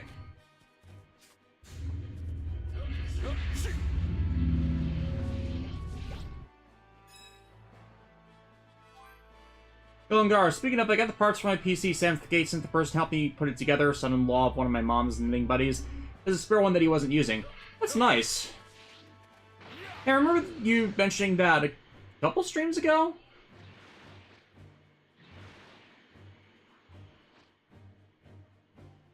That's a thing. Oh, that's where that is. And that is, I think, another training ground. So let's go and try that real quick.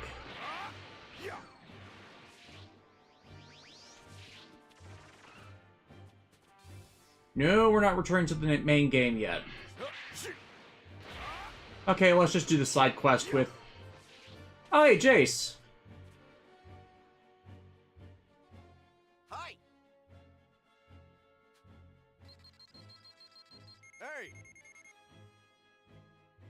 Whoa!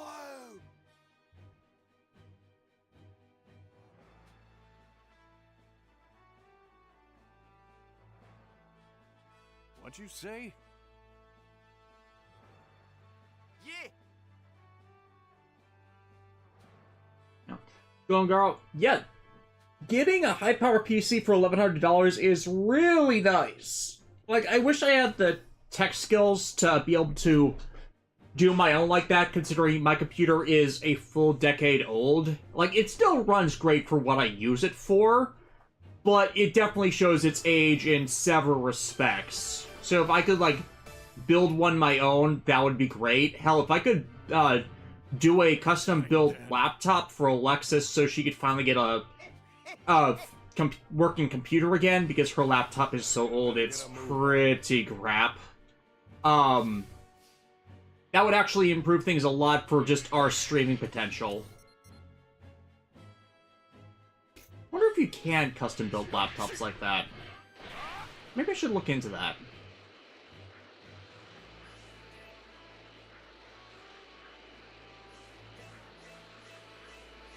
Trash.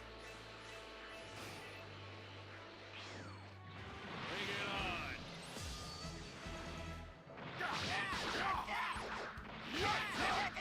Oh, and speaking of, as a reminder for people who may have not heard us mention that before, we will be getting back to Final Fantasy XIV in August. We will not, unfortunately, be able to get to Dawn Trail, but I'm hoping through several Saturday sessions, because I will be taking Saturdays off from work in August, just for an extended rest break and to burn the UPT I have maxed out right now, because it stops collecting when it hits max, and I'm at max right now, but we're in Prime Week, so overtime is not, and it is preventing me from taking off for that. Yeah, I'll be burning overtime off for that, so we will be doing long Saturday sessions. Maybe still for some Friday night ones atop that, but we should finally, fingers crossed, be getting to either Heavensward, or if we're at level 60 already, I might be taking Alexis and John through PvP just for us to get the Garo gear. Because, you know, special mounts and whatnot. What's up?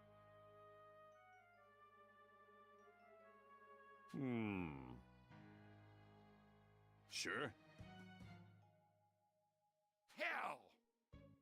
Alright, is this a mass battle against one of the Ginyu Force? Because... What'd you say? Oh, boy. Hello! Really? They're choosing a Saiyan for that. I guess if you're going to use the 6th Ranger rule, then it makes sense.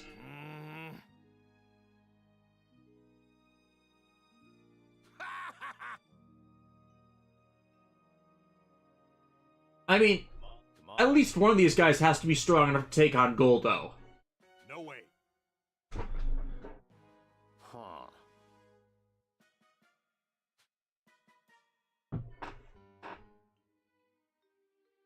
Oh dear. Yo!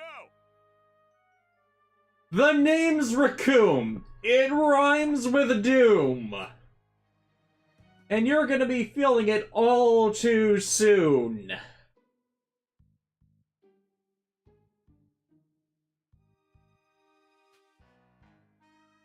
Dave 9614, I start back to college in August, so I'll be having fun in between classes and homework.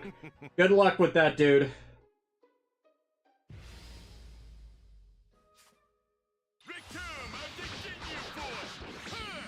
take whatever comes my way. Look at you!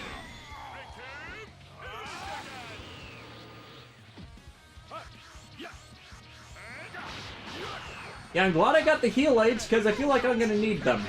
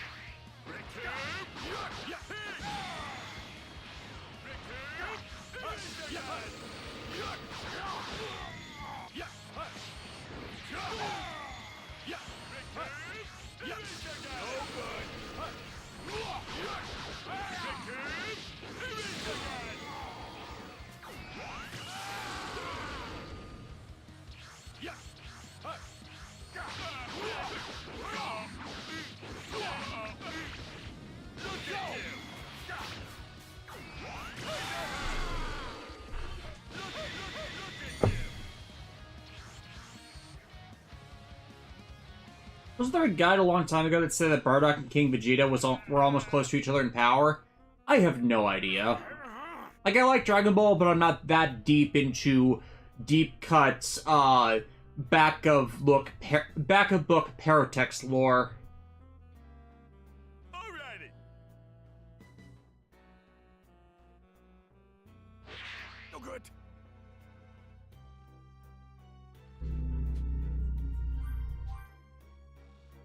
Very well.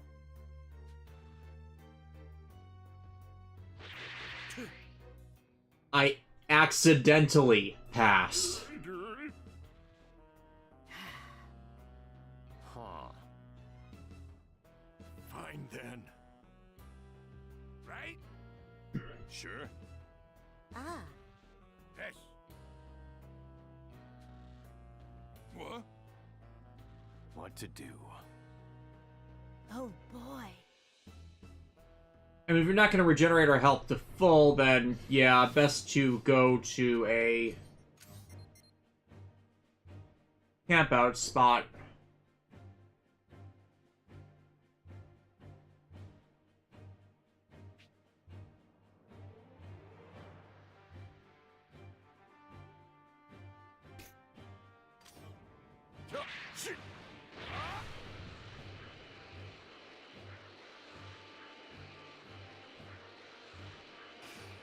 Digitech, how long do you think you'll keep streaming for us? Since I need sleep in about an hour. Yeah, probably another hour or so. Like, you guys don't have to stay for the entire stream if you don't want to. It's not like I lock out viewing these streams at all.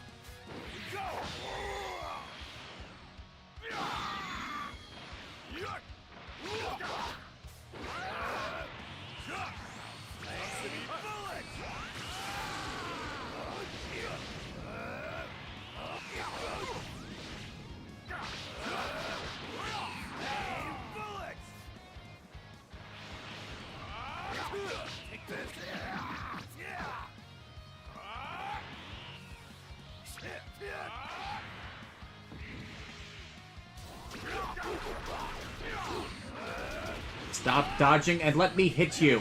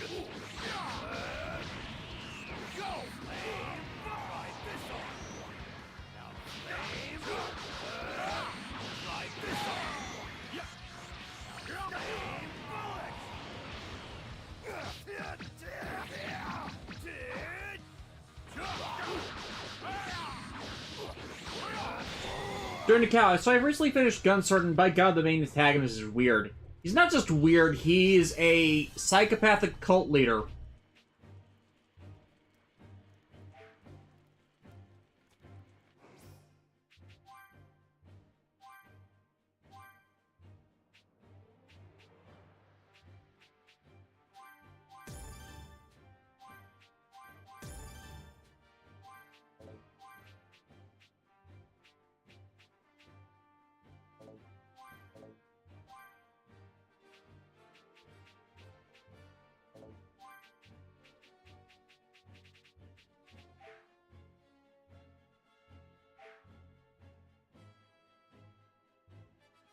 DJ Took, you can't level up in this DLC, right? If I feel like you've been at 25 since the start. No, I've been leveling up. I started at like 21, 22.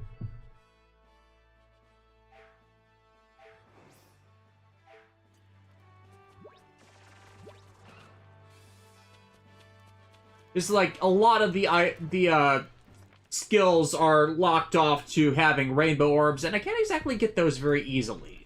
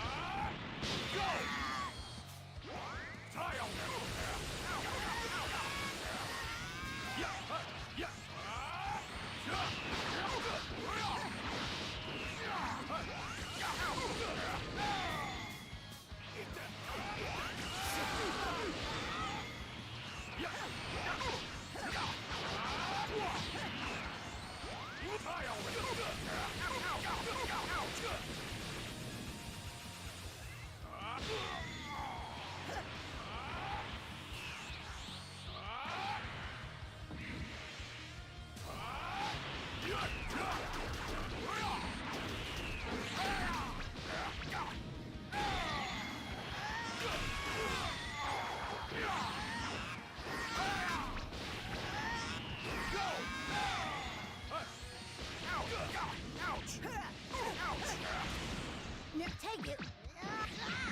Choke on it. Look down on me. Yeah, don't look down on me. Die already.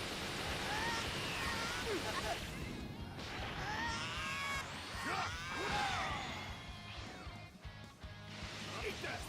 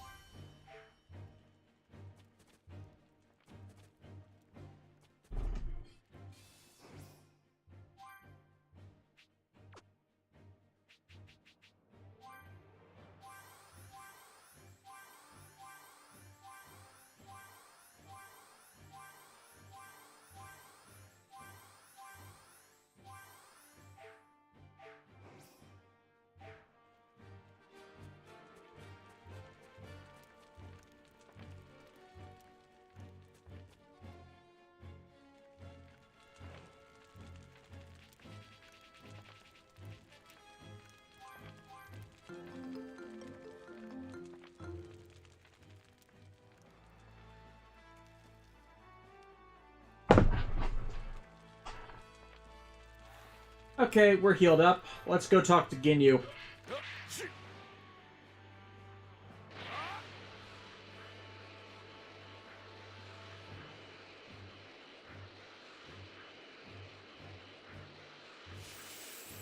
Found a tasty morsel. Trash. Bring it on.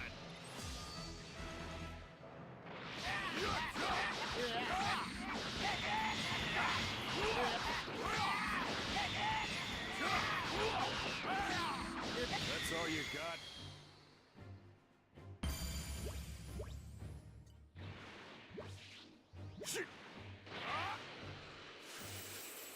This one looks good. Trash. Let me have some fun, will ya? Die already!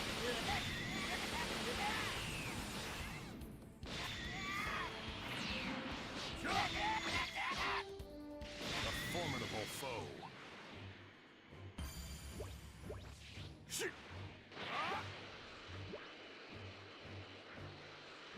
Yeah.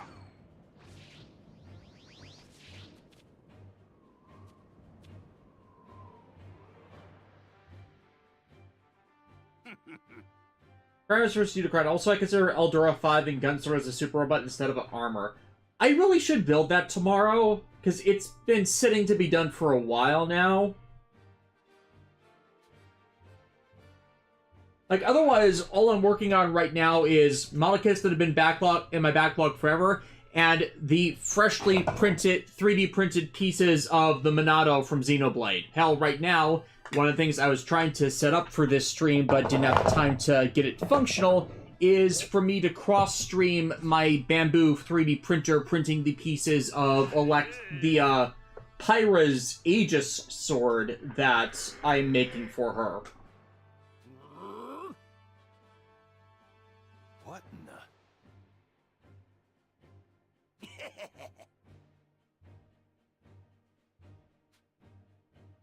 Huh?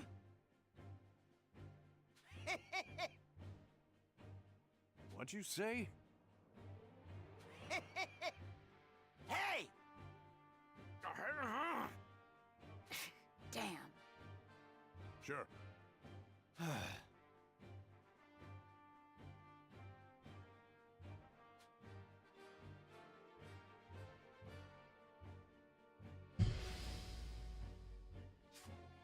Enter the red magma!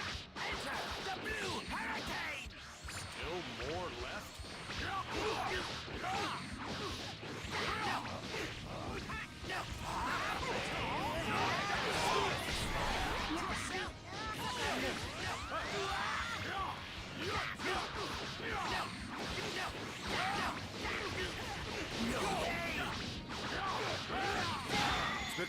Let me show you what I've got.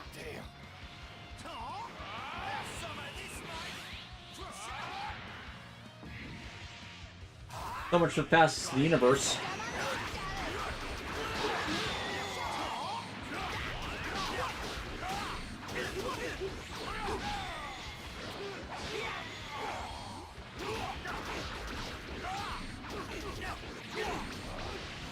Let me show you what I've got. What?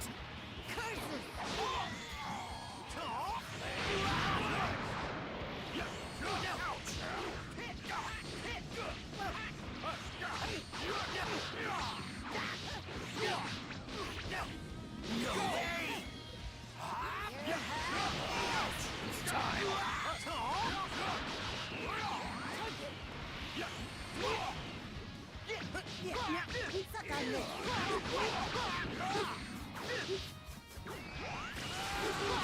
I've got this.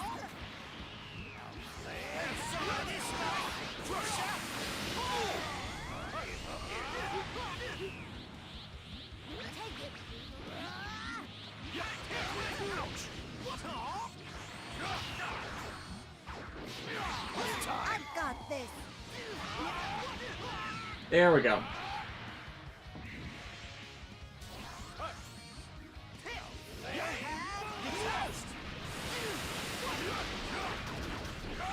What a nuisance.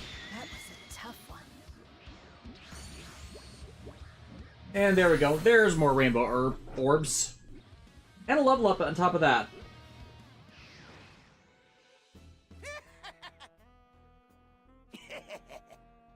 Yeah. Huh. Fine then.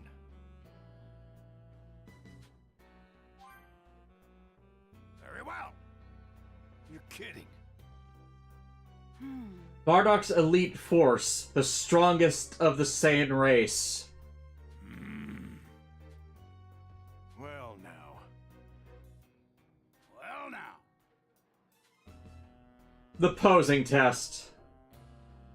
Very well.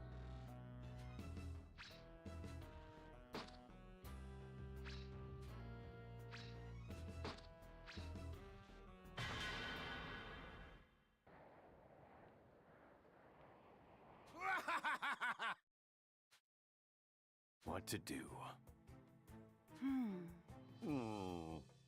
Holy crap! That's enough.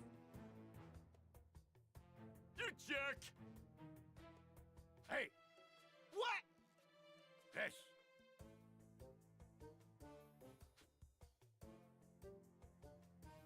And Ginyu recognizes their awesomeness. Well now.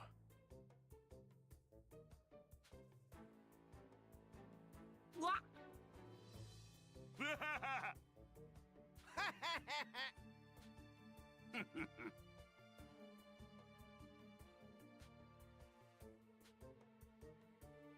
What in the... Man. This!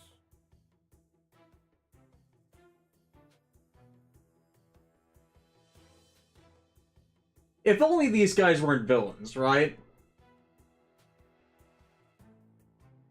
Whoa!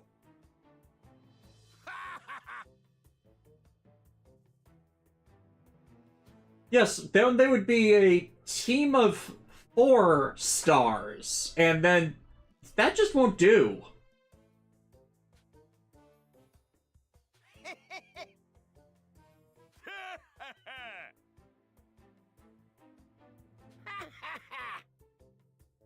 Huh? Well now.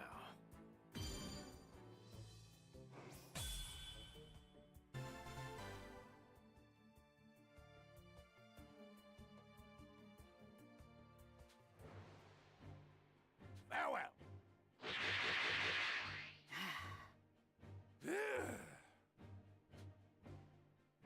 Huh.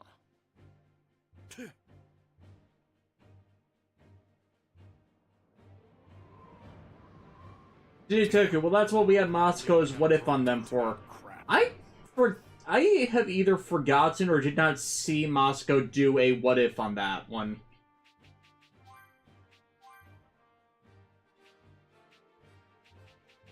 Realized I missed putting them on the community board. There we go. Huh. Time to raise a bit more hell, huh? Next, we'll see who can rack up the most buy. Watch me cut through their front lines like butter! It's too early to breathe easy, you know? Excellent. Battle EXP plus 20%. I'm getting closer to maxing this board out. When I get back to the main game, I might be able to boost these guys collectively up. Might get me there.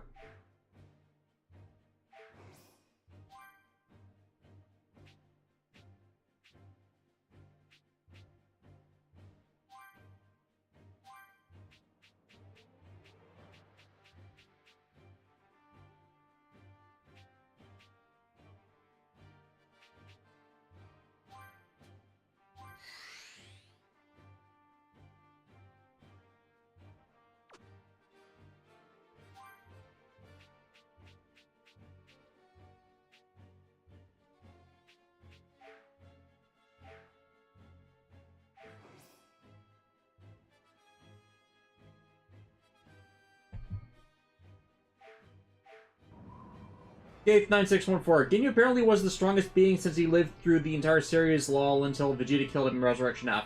Being a survivor does not necessarily mean that you're strong, though. And you could say that about a bunch of the Dragon Ball characters who survived up until Boo.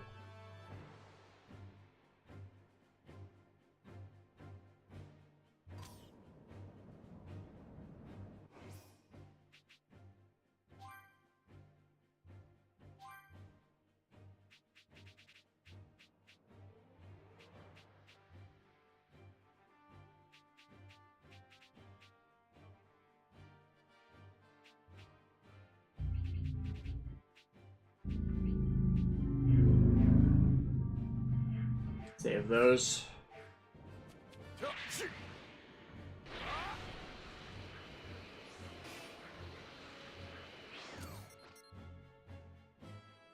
Making sure there's nothing else I need to do before I move on to the next story bit. Well, not a total pushover. Bring it on.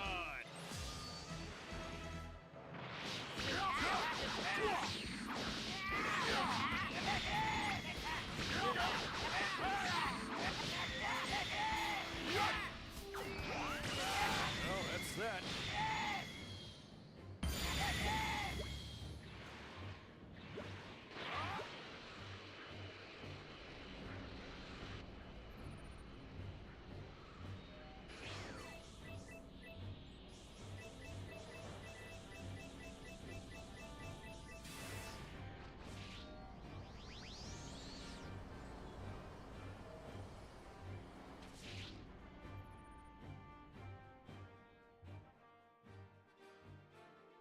Hey, Bardock. Next job's on Kanasa, right? Yeah. I hear there's gonna be a full moon over there.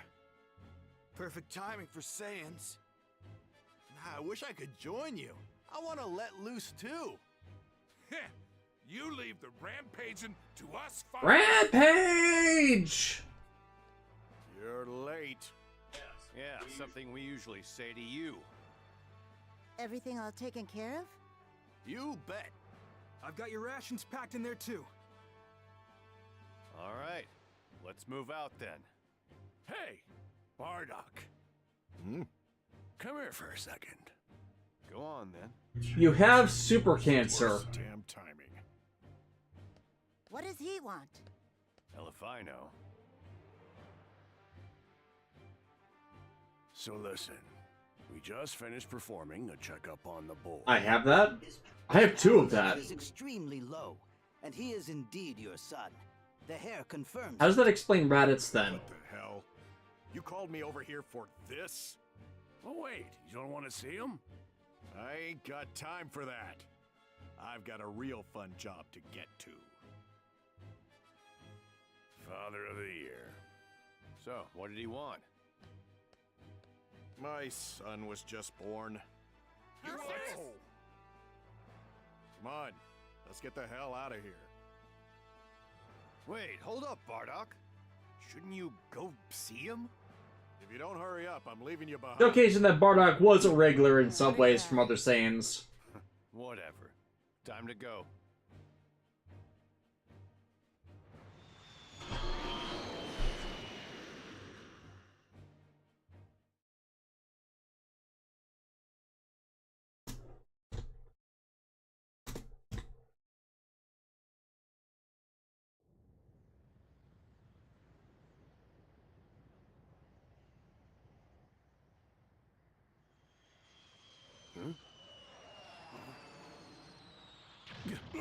Oh yeah, that finally works.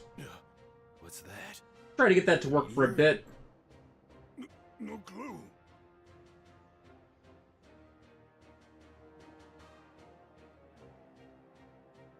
So this is Kanasa, huh? What a dump. Not much longer till the full moon. So yeah, while I've been in the middle of cutscenes, I've just been toying with settings to try and get the remote camera on my bamboo printer to actually link into stream, so now that's something else that can be showcased being done while I'm busy with working on other stuff. Groups. Me and Fash'll go with Bardock. Why? Just let me do my own thing. No. Once you get started, there's no bringing you back. We're coming with you. So, I'm with Borg. 9614. Well, let me phrase that. Since Ginyu is the most forgotten character, since it should have been possible for everyone who fought him on Namek to sense him, even if he was a frog. Honestly, I think for Ginyu, for his body swap technique, he takes on the power level of those that he possesses, with only enough residual power left over for him to use the body swap technique again. So he basically had the power level of the Namekian frog past that point. Thus why, you know, they couldn't see him. Otherwise, it's just a plot hole. Which, Toriyama. So what do you think? How strong are these guys?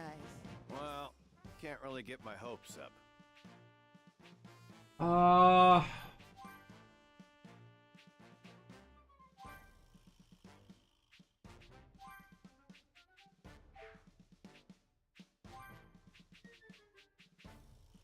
Oh yes, the Riot Javelin.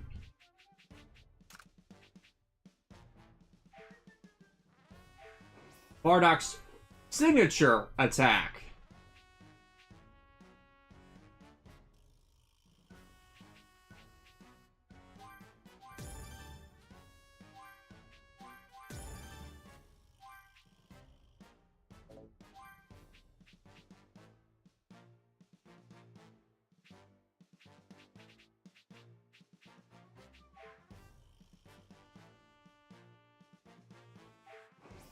Prime's first Unicron Shinta Studio Series 86 Optimus Prime got revealed. I thought it got released. I think it's Hasbro these days. They're kind of one and the same after a certain point, where they reveal something that's already gotten out to stores because they're so off on timing.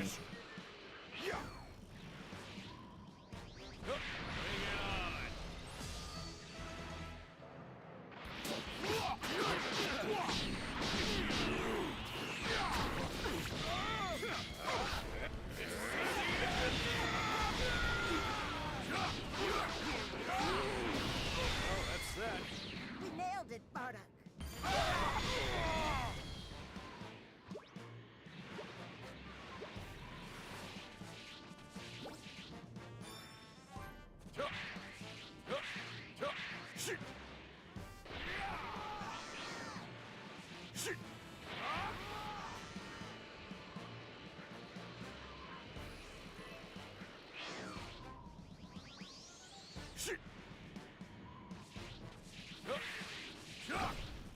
This could be useful.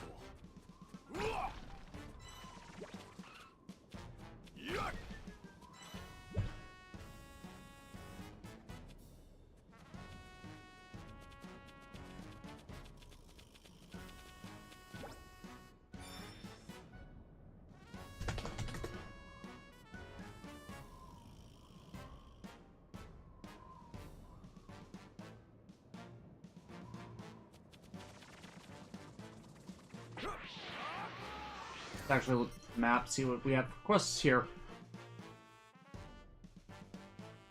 A few tower defense things. Let's go and bust those up.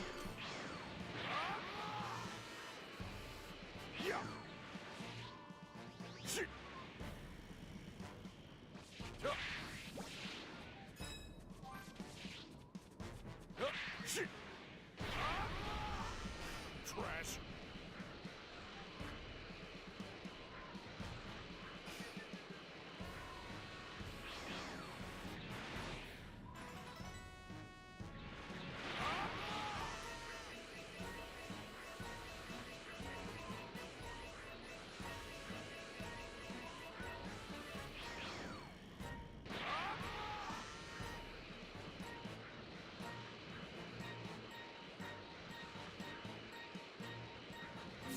Hey, when I missed it from the start.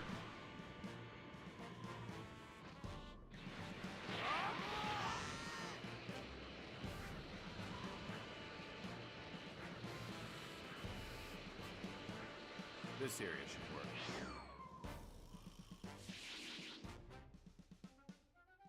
Come on, we'd better start looking around. Yep. Sounds like they've got plenty of people in the city. Looks like it, yeah. All that's left is to flatten this town and the job's done. That's true. But this number of folks alone is a bother. I'm getting readings from several spots around the city. Probably their bases. Aiming from there might be the best plan. If we attack the bases, that ought to lure some of those dimwits from the city. Beating around the bush. Come on, don't be like that. That's a Earth Sometime phrase. before the full moon. They have that in Just take it space? easy till then. Ooh, space bushes. Maybe they have knights who say knee, who just want a gigantic shrubbery.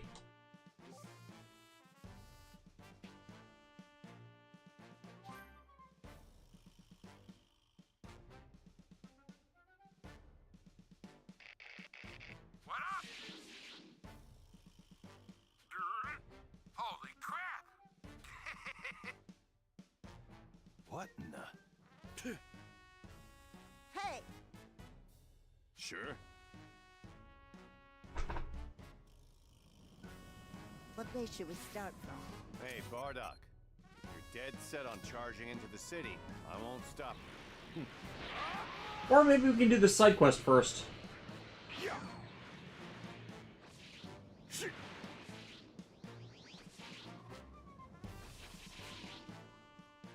Hey!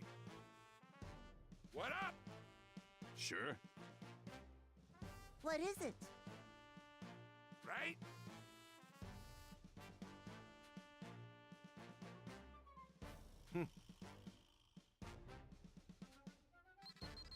Well, now.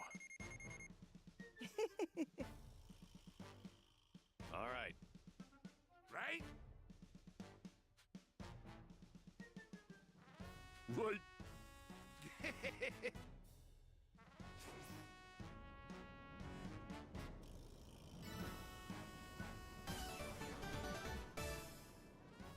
That guy's micro goatee. Sure.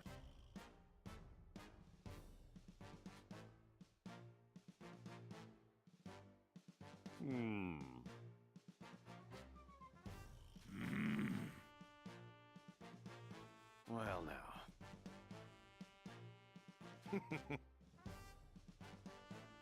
Ah.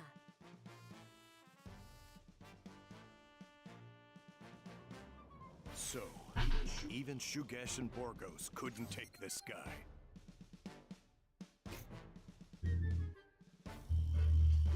Yeah. Can't wait to see what kind of fight he puts up. He's about to learn firsthand just how terrifying Saiyans can be.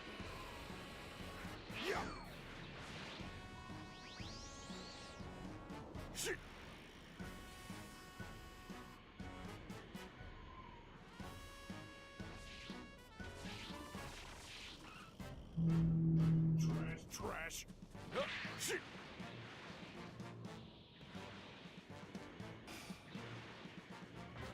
it on!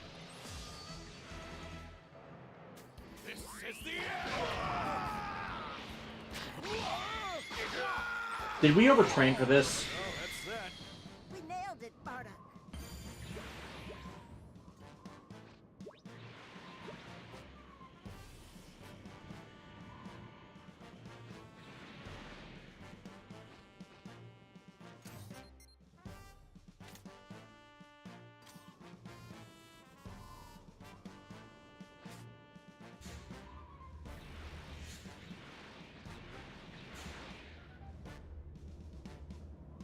Arc glitched?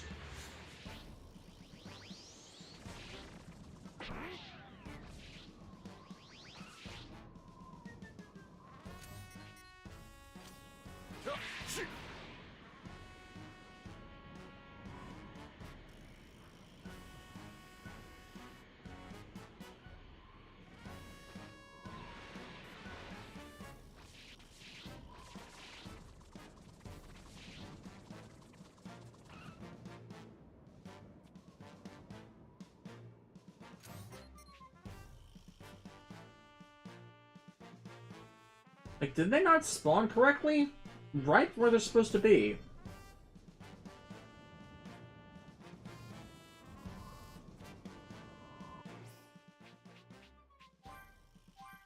I'm gonna try saving and reloading.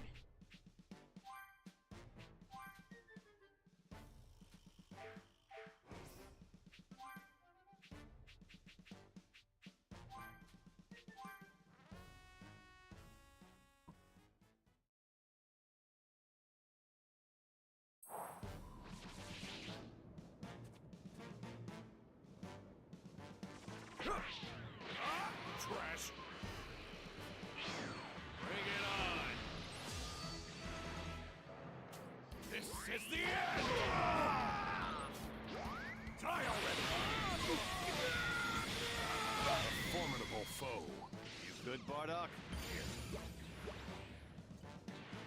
Oh, they're there. Now it's spawned.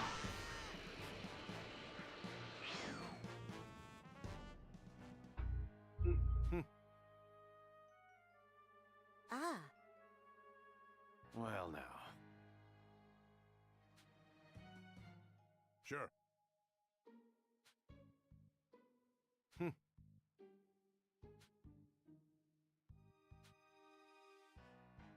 Sure.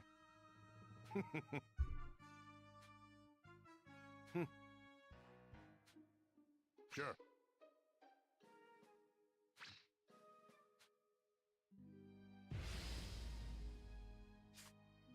I'll show you the difference between us. Oh, they stole my line. Push it up there. It's the end.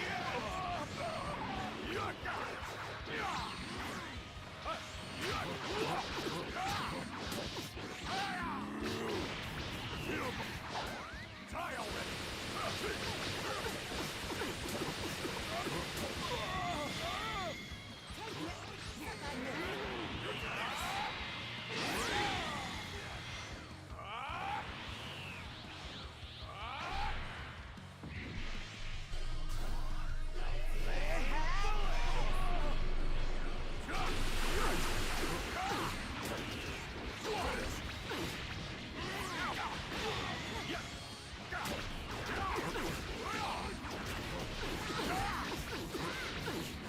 Look at show.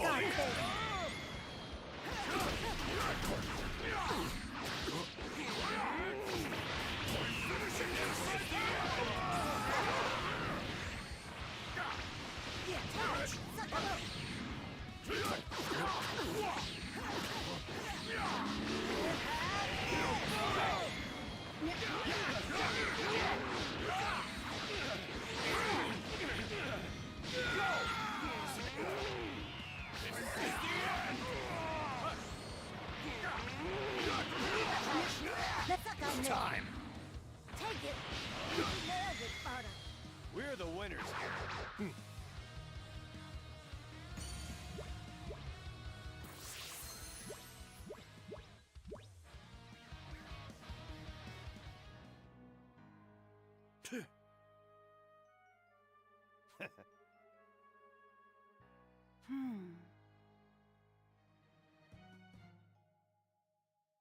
Hey! What? They need to train more. Right. Thanks. Man. Ah. 9614. I would like to see an episode where Goku goes to Kanasa and everyone was scared to death of him because they thought he was Bardock. Pretty sure they wiped out the Kanasian population, so I'm not sure if that would have worked out that way. Sure.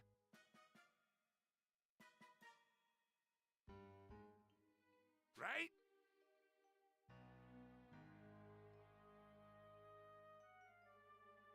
Sure.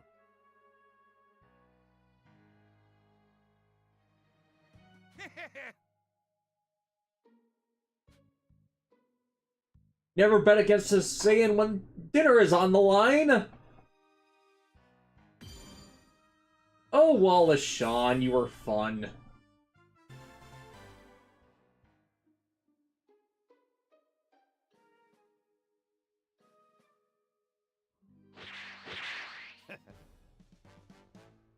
Oh, boy. Oh, what? What in the...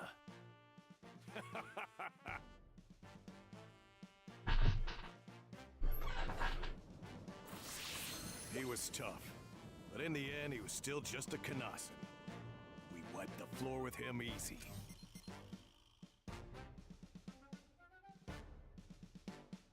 Well, I guess that means a smooth invasion from here on out. Still, I'd love to throw down with a stronger opponent. The moon's full tonight and everything. We've got plenty of power now.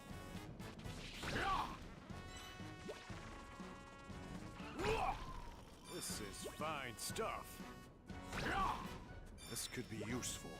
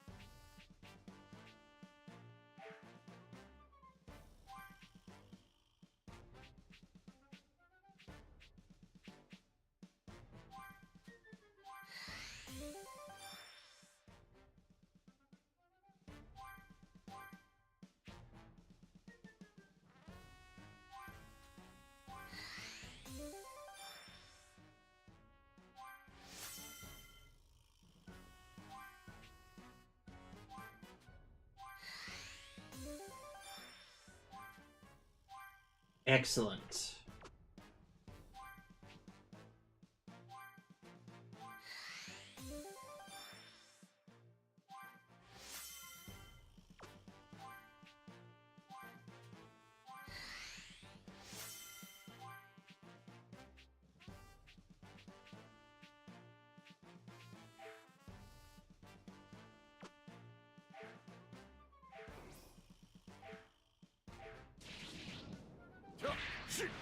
Okay, 9614. They need to show Icarus again in Super. Like, have him visit Gohan.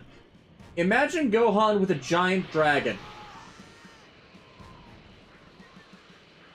Like, there's two ways to go about that. Either Icarus is dead, or he is a giant fucking dragon. I'm legit interested in seeing either result.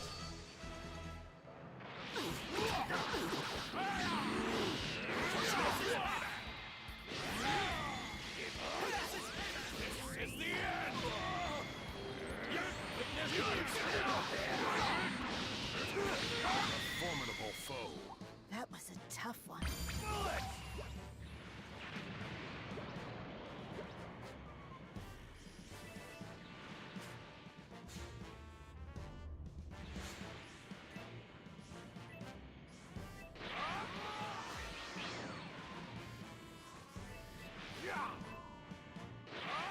Looks like a bunch of them are mobilizing nearby.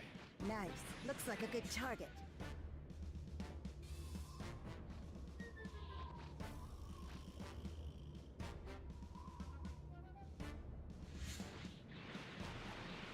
Yeah, this is a raid battle, so...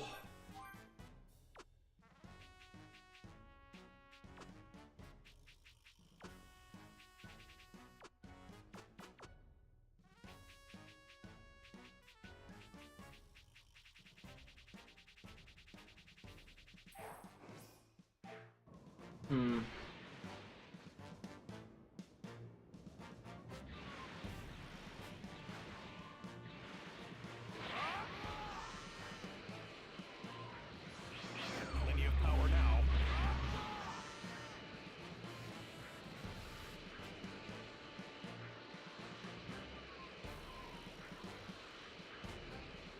Trash.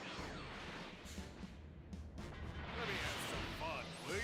It looks like the rightmost one is the easiest to do.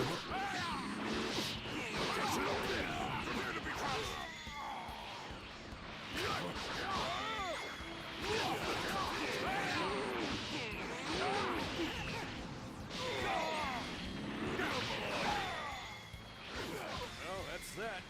We nailed it, Bardock. We've got a base nearby. Can't wait to see how many show up.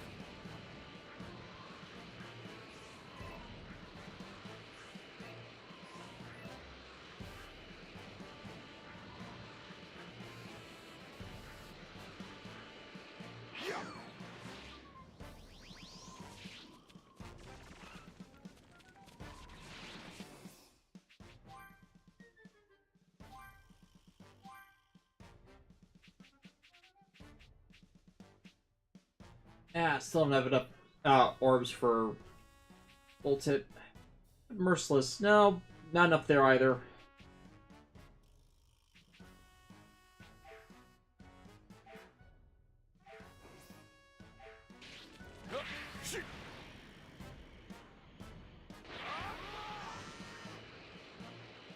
Like, I need 2 more rainbow orbs.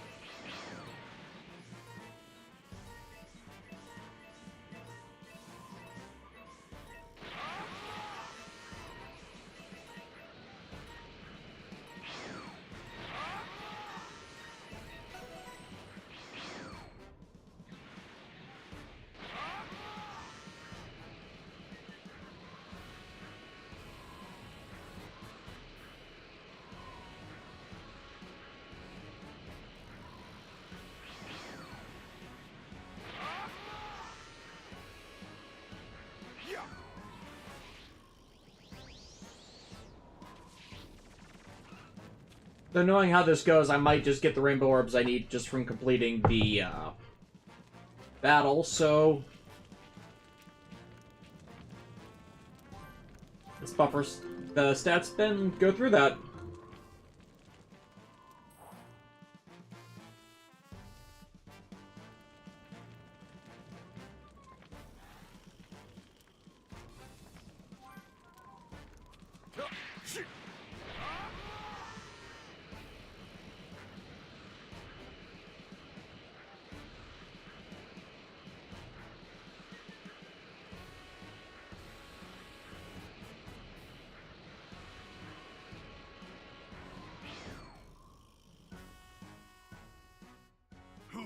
Who are you people? Has you ever seen the Dragon Ball rap battles by a YouTuber whose name is currently blocked by the heart icon in the chat thing on my side?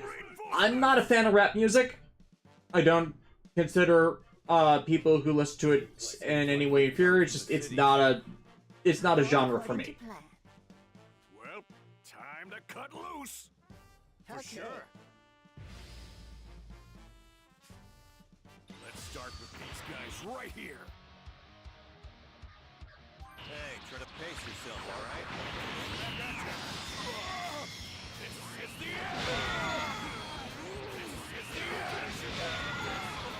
This is the end! This is good. They just keep coming. This is what I wanted. Right. Let's bury them.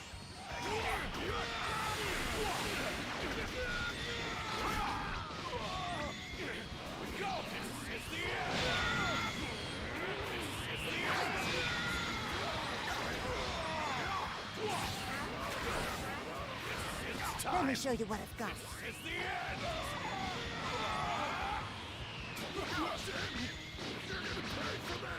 We'll make you suffer!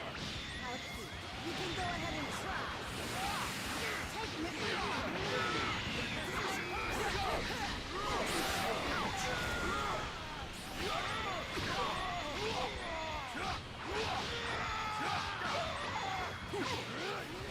Let me show them.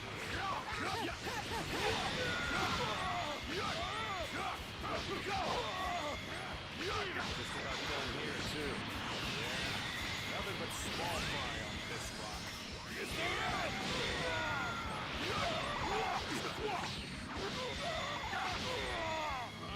You're in trouble now!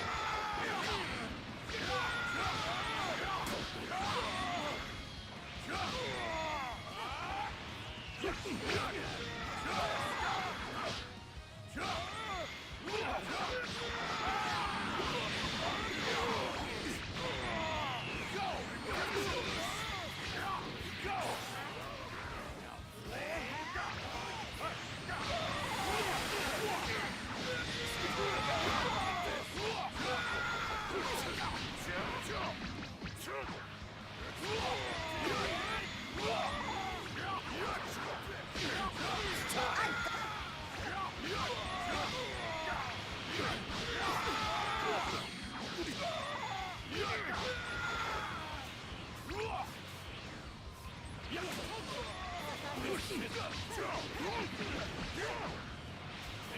the end!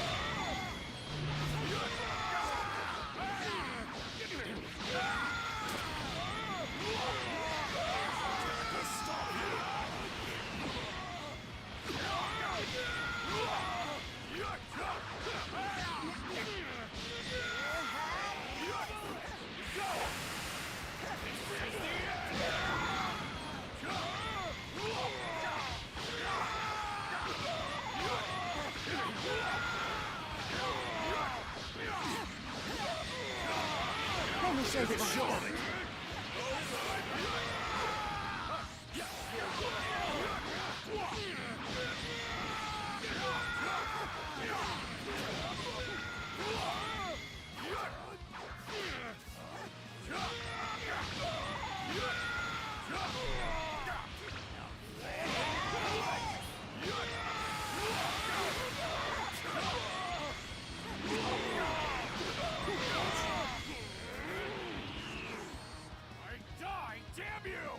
Last tag of the full force blast.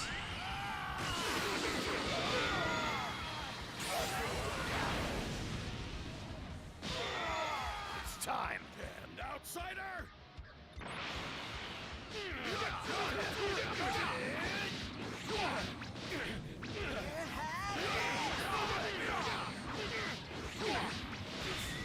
This can't be.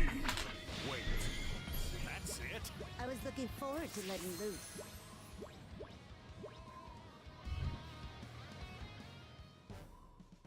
Put a fork in this spot. It's done. That an expression they have in space? Stragglers from the tower. It's like Space Brisbane? Bash and bash? All right.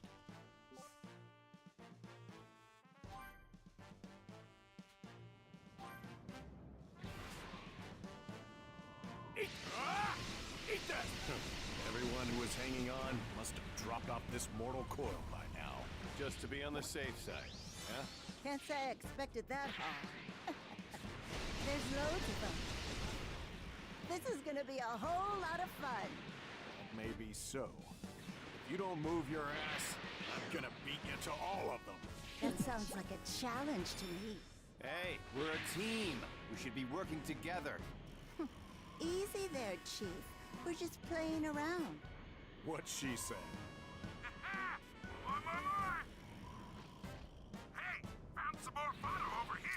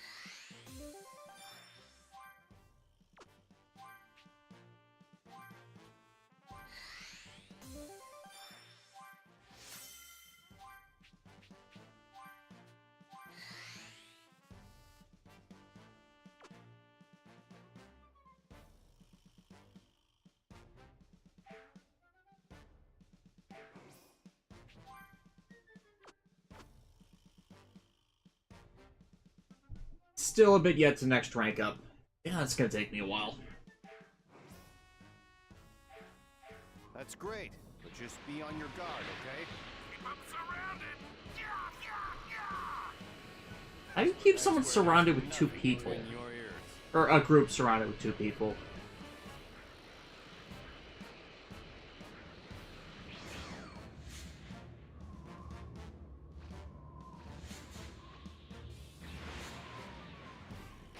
Trash. Let me have some fun, will ya? This is the end!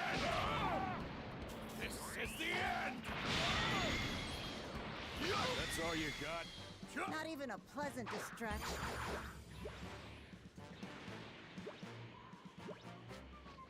Okay, it's actually past 4, so why don't we call it here for now, guys. We will get back to this next week, because I'm probably going to be in the same same shape I am now, and then week after we will be starting back up on Final Fantasy XIV, assuming my overtime for Prime Season doesn't get extended another week. So we will see you guys later.